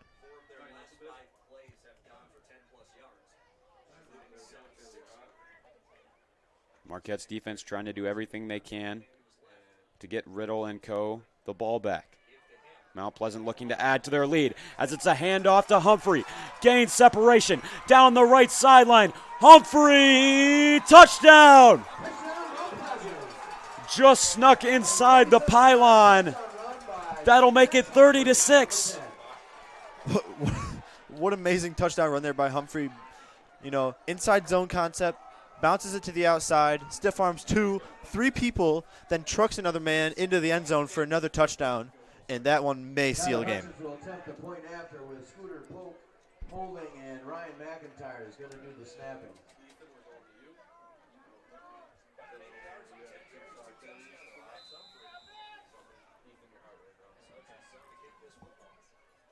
Extra point here from Hutchins is good, but the play was stopped dead prior to the snap. Goodness, that explosive speed from Max Humphrey down the sideline gives defensive coordinators nightmares. Yeah, it's definitely quite remarkable as to how fast he gets when he gets some open space like that. I mean, we saw him get caught on that 80-yard run earlier, but there we see him not wanting that again and stiff arms a couple guys for a touchdown. Hutchins, take 2. Gets it away despite being pressured. 31-6 the score. Oilers pulling away. More fourth quarter action after this.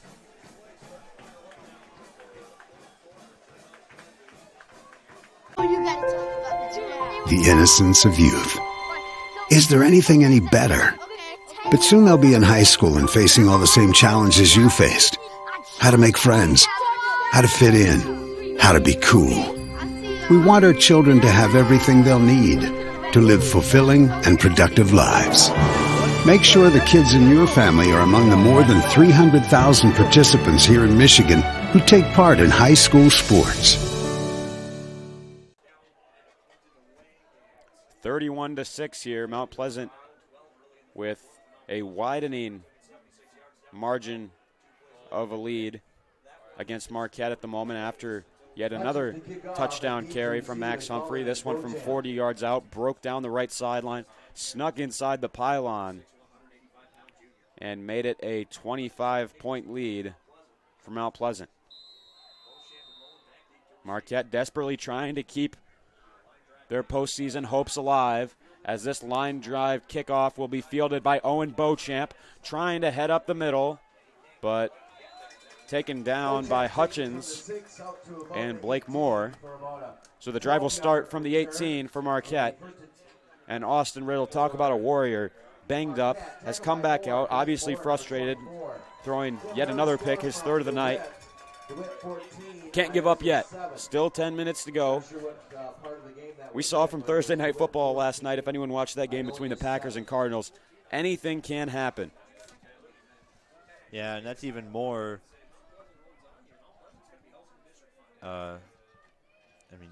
just proves more in high school football. Riddle snapping the shotgun, handoff to Mullen. Nowhere to go as he gets tackled by Fisher. Picks up maybe a yard. 2nd and 9 coming up. Winner of this game, which at the moment looks like it might be Mount Pleasant, will face the winner of the DeWitt versus Ionia game for the district final. Not sure what the score is in that contest at the moment. DeWitt, obviously the heavy favorite as the number 1 seed in the group. If they end up winning, Mount Pleasant would travel to them next week if they can seal the deal here on home turf. As Riddle will look to the right side. He's got Eberhard. Maybe a little bit nervous as he saw Polk surging forward to lay the hit. And that one over his hands to set up 3rd and 8. I'm wondering what Riddle was thinking there. Typically you see quarterbacks throw more of a bullet pass there on the short routes, and he's sailed that one right over his head. Yeah, not his usual self tonight. Riddle really balled out last season. I remember calling that game here. One of the big reasons why they were able to come out with a 21-14 victory. And I think his struggles tonight are a big reason why Marquette is down by so much right now in this football game. Big 3rd and 8. Riddle rolling out to the right side, pressured, unable to unload the football. He is sacked by Hunter Maxson. Aggressive play call there by Coach Mack.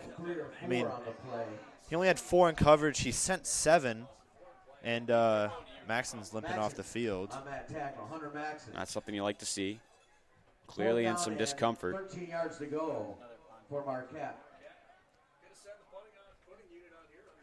4th and 13, so Dustin Lofink will punt once again. Polk, the returner for Mount Pleasant. High snap to the punter, Lofink. Good blocking by a special teams unit as that one went straight up in the air, only about 30 yards, and then will bounce about another 10. Down by Eberhard at Mount Pleasant's 49. Oilers will take over for 1st and 10.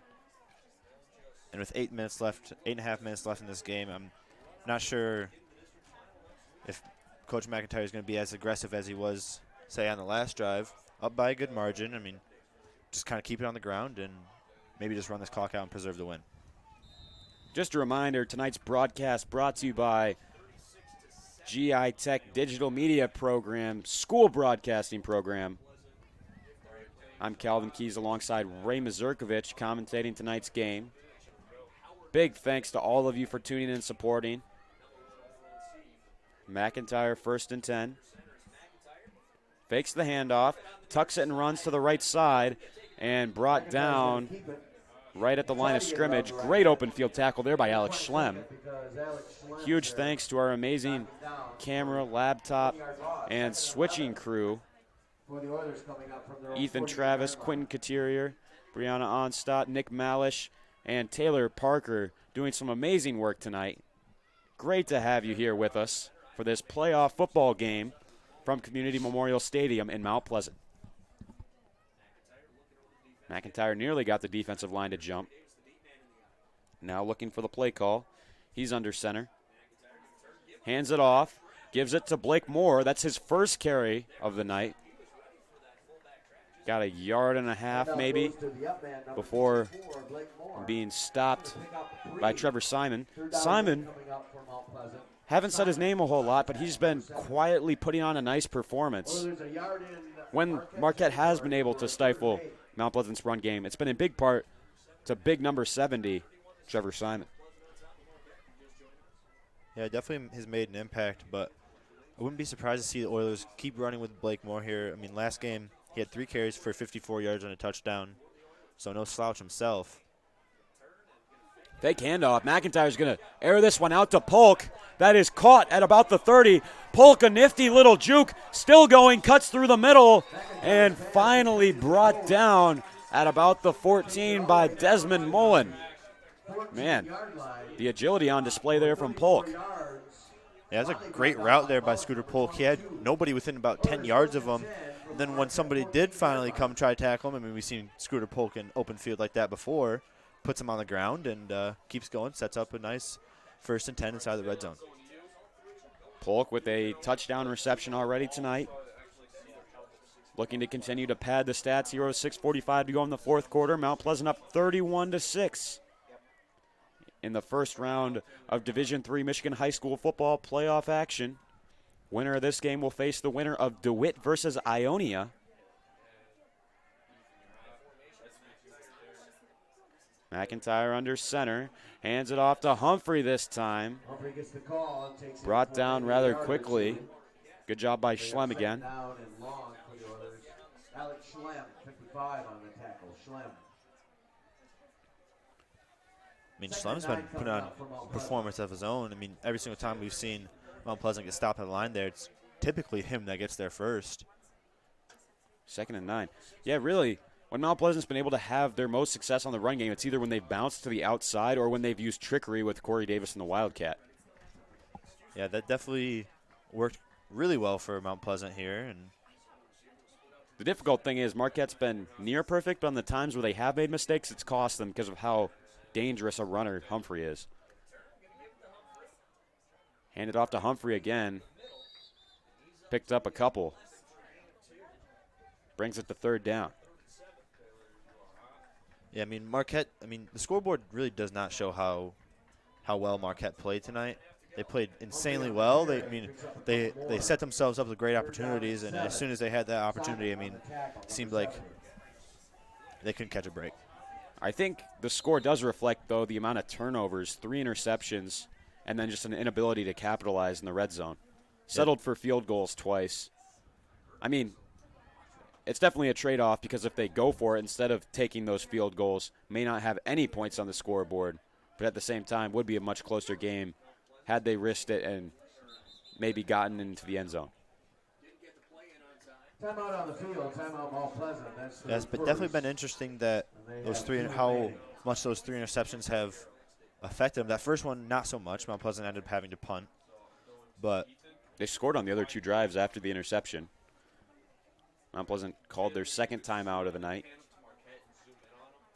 Excuse me, their first. 3rd and 7. Ball on the 11-yard line. What do you think we'll see here? I think they're either going to do another little out route to Scooter Polk here. Maybe a little bit of Wildcat trickery. Davis spin around for a 1st down, or they might just give it to Humphrey, let him get an edge and see what he can do.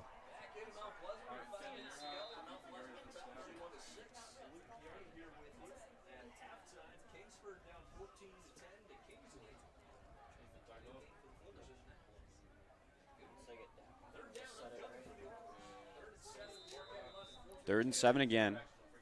so many third downs so far in this game. It'll be a pitch tossed back to Humphrey, or excuse me, that's Davis. And Davis will shrug off the hit and take it to the house. Touchdown. Number 3 for Corey Davis. And there we go. Davis, not as much of a workload in the regular season as Humphrey did, but in this playoff game, I mean, he's had himself a night, 3 touchdowns, and that one pretty much seals it for the Oilers. Hutchins in to attempt the point after, with Polk holding and McIntyre snapping the ball.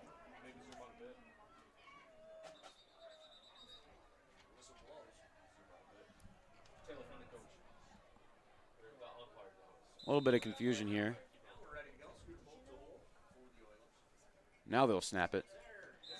That one is blocked by Owen Beauchamp. Hutchins' first unsuccessful PAT of the night. 4 for 5. Your score, Mount Pleasant 37, Marquette 6 right now with 4:42 remaining in the game. Certainly looks like Mount Pleasant will move on in the postseason. We'll find out in a couple of moments after the commercial. All right, this is Adam. Take 2. Mark? I guess. I go like this. The best part about playing football in Texas has to be the reaction from the community. I want to encourage others to play volleyball or choir because you get to experience new things and do stuff that you've never done before. My reason why is passion. My reason why is pride.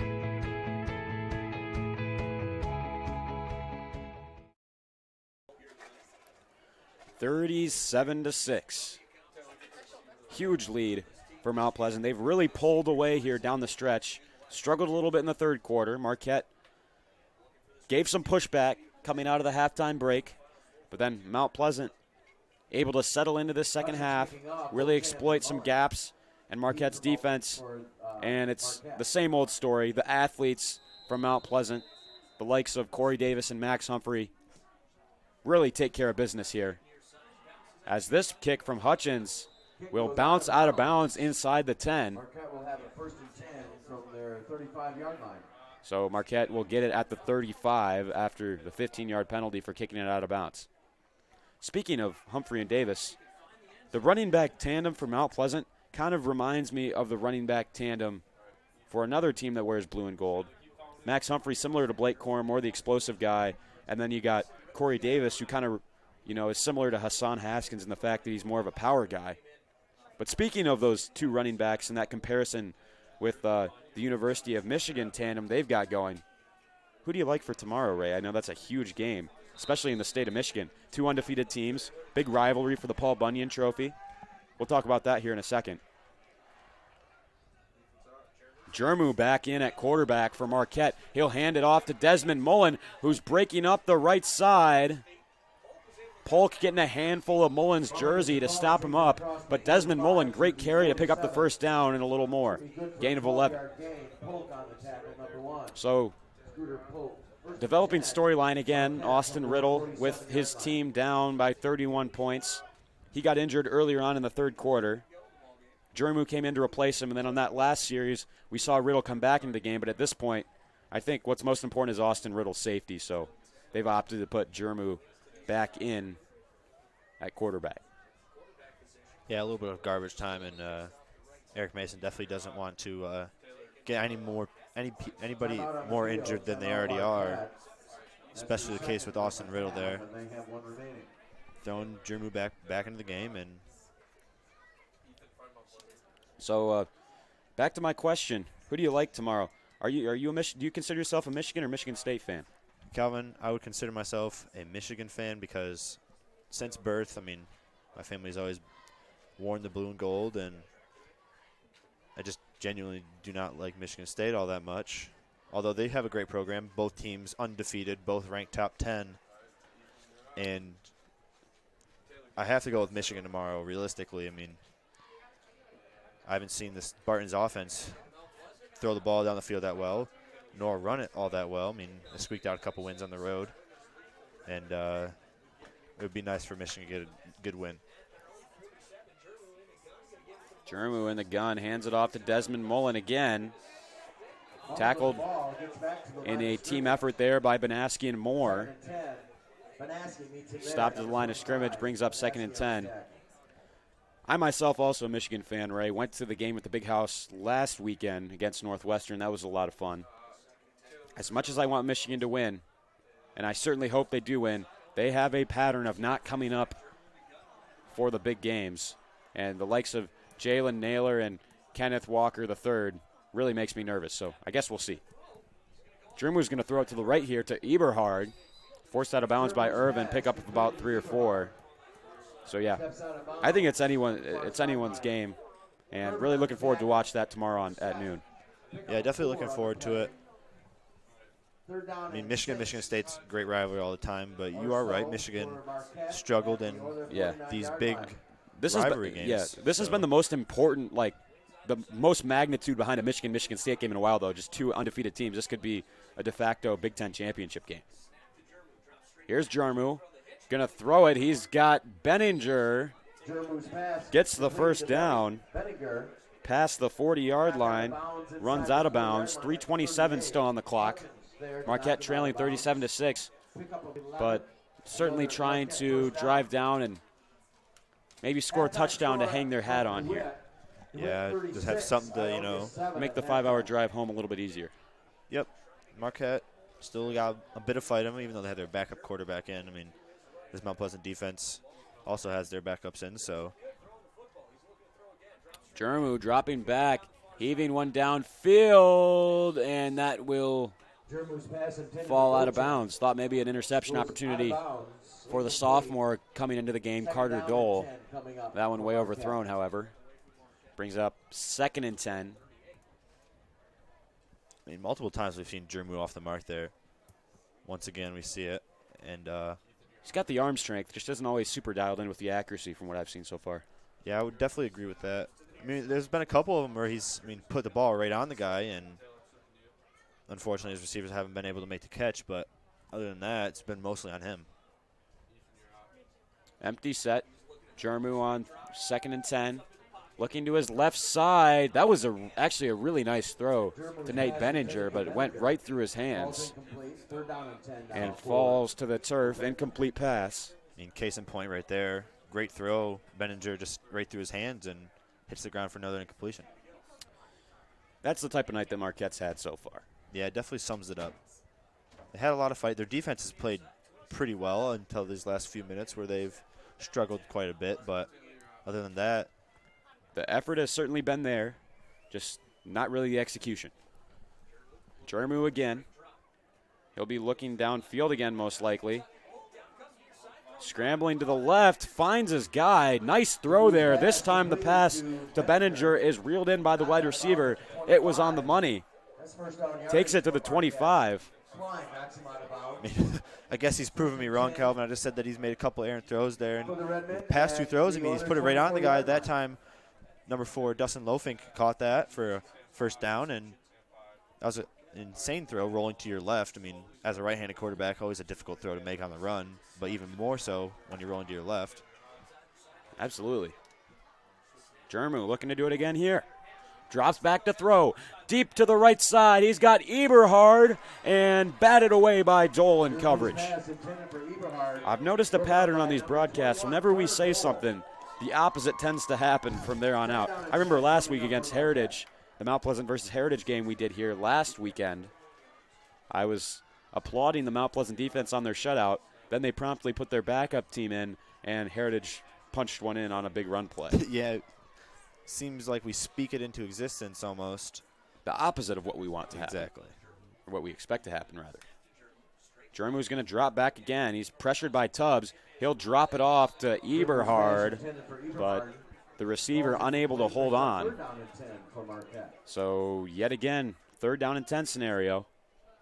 I mean, right there, I was proven right. I mean, throws it right to his receiver off the hands and to the ground, sets up a 3rd and long. You know, it's weird. I think the guy they're missing the most in their receiver core right now, Marquette that is Justin Jermu, the guy throwing the football.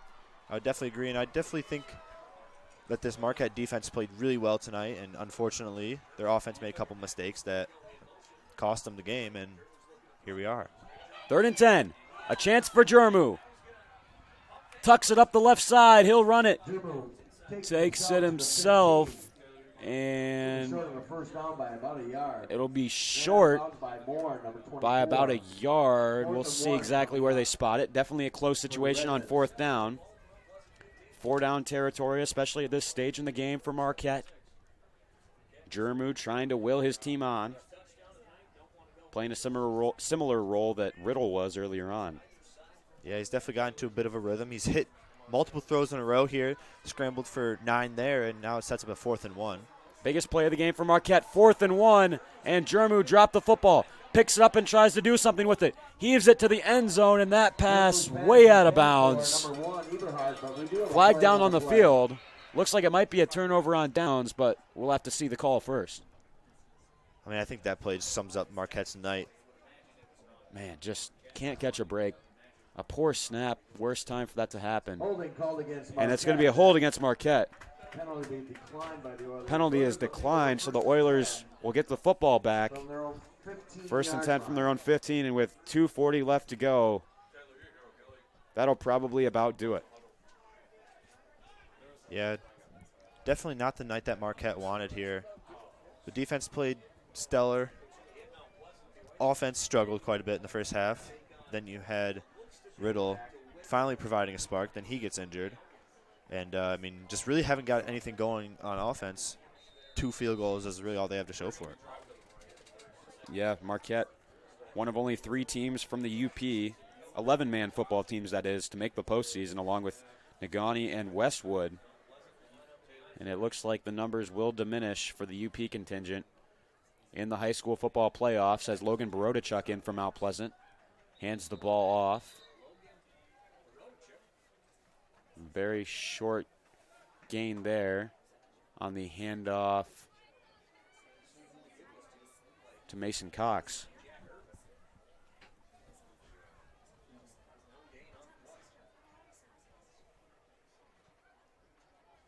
Ball carrier was Bo I mean, Elliott, number 18. Even with how well this Marquette defense has been playing, we got to credit this Mount Pleasant offense. I mean, that is a top-tier defense they're playing against. And, I mean, Corey Davis and Max Humphrey made them look definitely not as good as they are. Borodachuk hands it off again. It's Cox again. Pick up maybe 2 or 3 there to set up a 3rd down scenario with the clock ticking down, minute 45 left in the game. And even this Marquette defense, I mean, they forced Mount Pleasant to punt multiple times, so it's not like Mount Pleasant's just getting the ball and scoring on every single drive.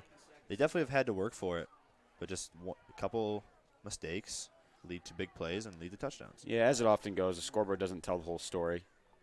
And props to this Marquette team here for showing a lot of heart. Obviously tough for a lot of these young men playing their last high school football game in the red and black of their school. And props to them for an amazing season and for making it this far.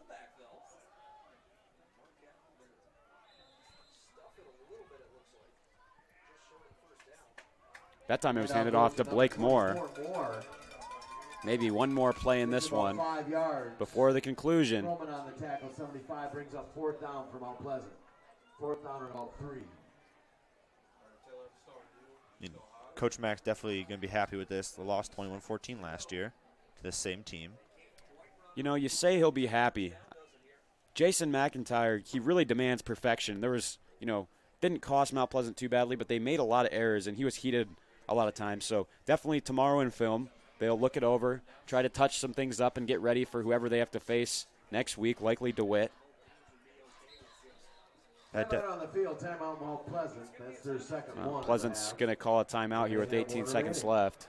Don't know what the methodology there is or the thought process. But the good news, if you're an Oiler football fan, is that Mount Pleasant will survive and advance to the district final. Congratulations to Marquette again on a great 7-2 season. Really unfortunate for this to be the way it ends. With obviously, you want to have your entire team healthy. Riddle wasn't able to play didn't play his best football game and then got banged up. Had some nice performances. Lofink, especially on defense, I know I talked about him earlier. I thought he had a really good night tonight. Yeah, that he did. It wasn't all a ton of tackles or anything, but a lot of it was him turning plays inside to his defensive line that's really strong. And, I mean, all those plays that you see Humphrey and Davis try to bounce outside that get turned back in is mainly because of him. Humphrey's in the punt for the Oilers. Speaking of injuries, hoping that the linebacker from Mount Pleasant, Hunter Maxon's okay. He's still sitting on the bench on the sideline of Mount Pleasant. Hopefully he can I saw him walking ice around and elevation. Earlier, usually does the trick. Mount Pleasant's going to punt here. It's Humphrey. That one will sail away. Mullen's going to let it bounce as the ball will settle at the 21. 5 seconds left in the game. Clock will stop with 2 left. And we'd like to thank you once again for tuning in to this high school football playoff broadcast brought to you by the Mount Pleasant GI Tech School Broadcasting Program. Calvin Keys and Ray Mazurkovich, your commentators. And special thanks to all of you for tuning in and to our amazing crew operating behind the scenes. Ethan Travis, Quentin Coterier, Nick Malish, Brianna Onstott, and Taylor Parker. Thanks to all of you guys for making this possible. And to our amazing digital media teacher, Pat Onstott, not here right now. Had some family plans, but really thankful for all he does for us to make these broadcasts happen and allow all of you at home to tune in and enjoy these playoff matchups. 2 seconds left. We'll see if they just kneel this one. Looks like that's what they'll do. Yeah, no reason to run a play here and get people injured, so looks like they're just going to take a knee and take a ride home. Great effort by Marquette, but they'll fall short. Mount Pleasant comes out on top at home, gets some revenge after losing 21-14 last season. This time they'll come out on top by an astounding score of 37-6, and they'll move on to play and live another day. Thank you again for tuning in. On behalf of our entire crew and Ray Mazurkovich, I'm Calvin Keys. Have a great night, everyone.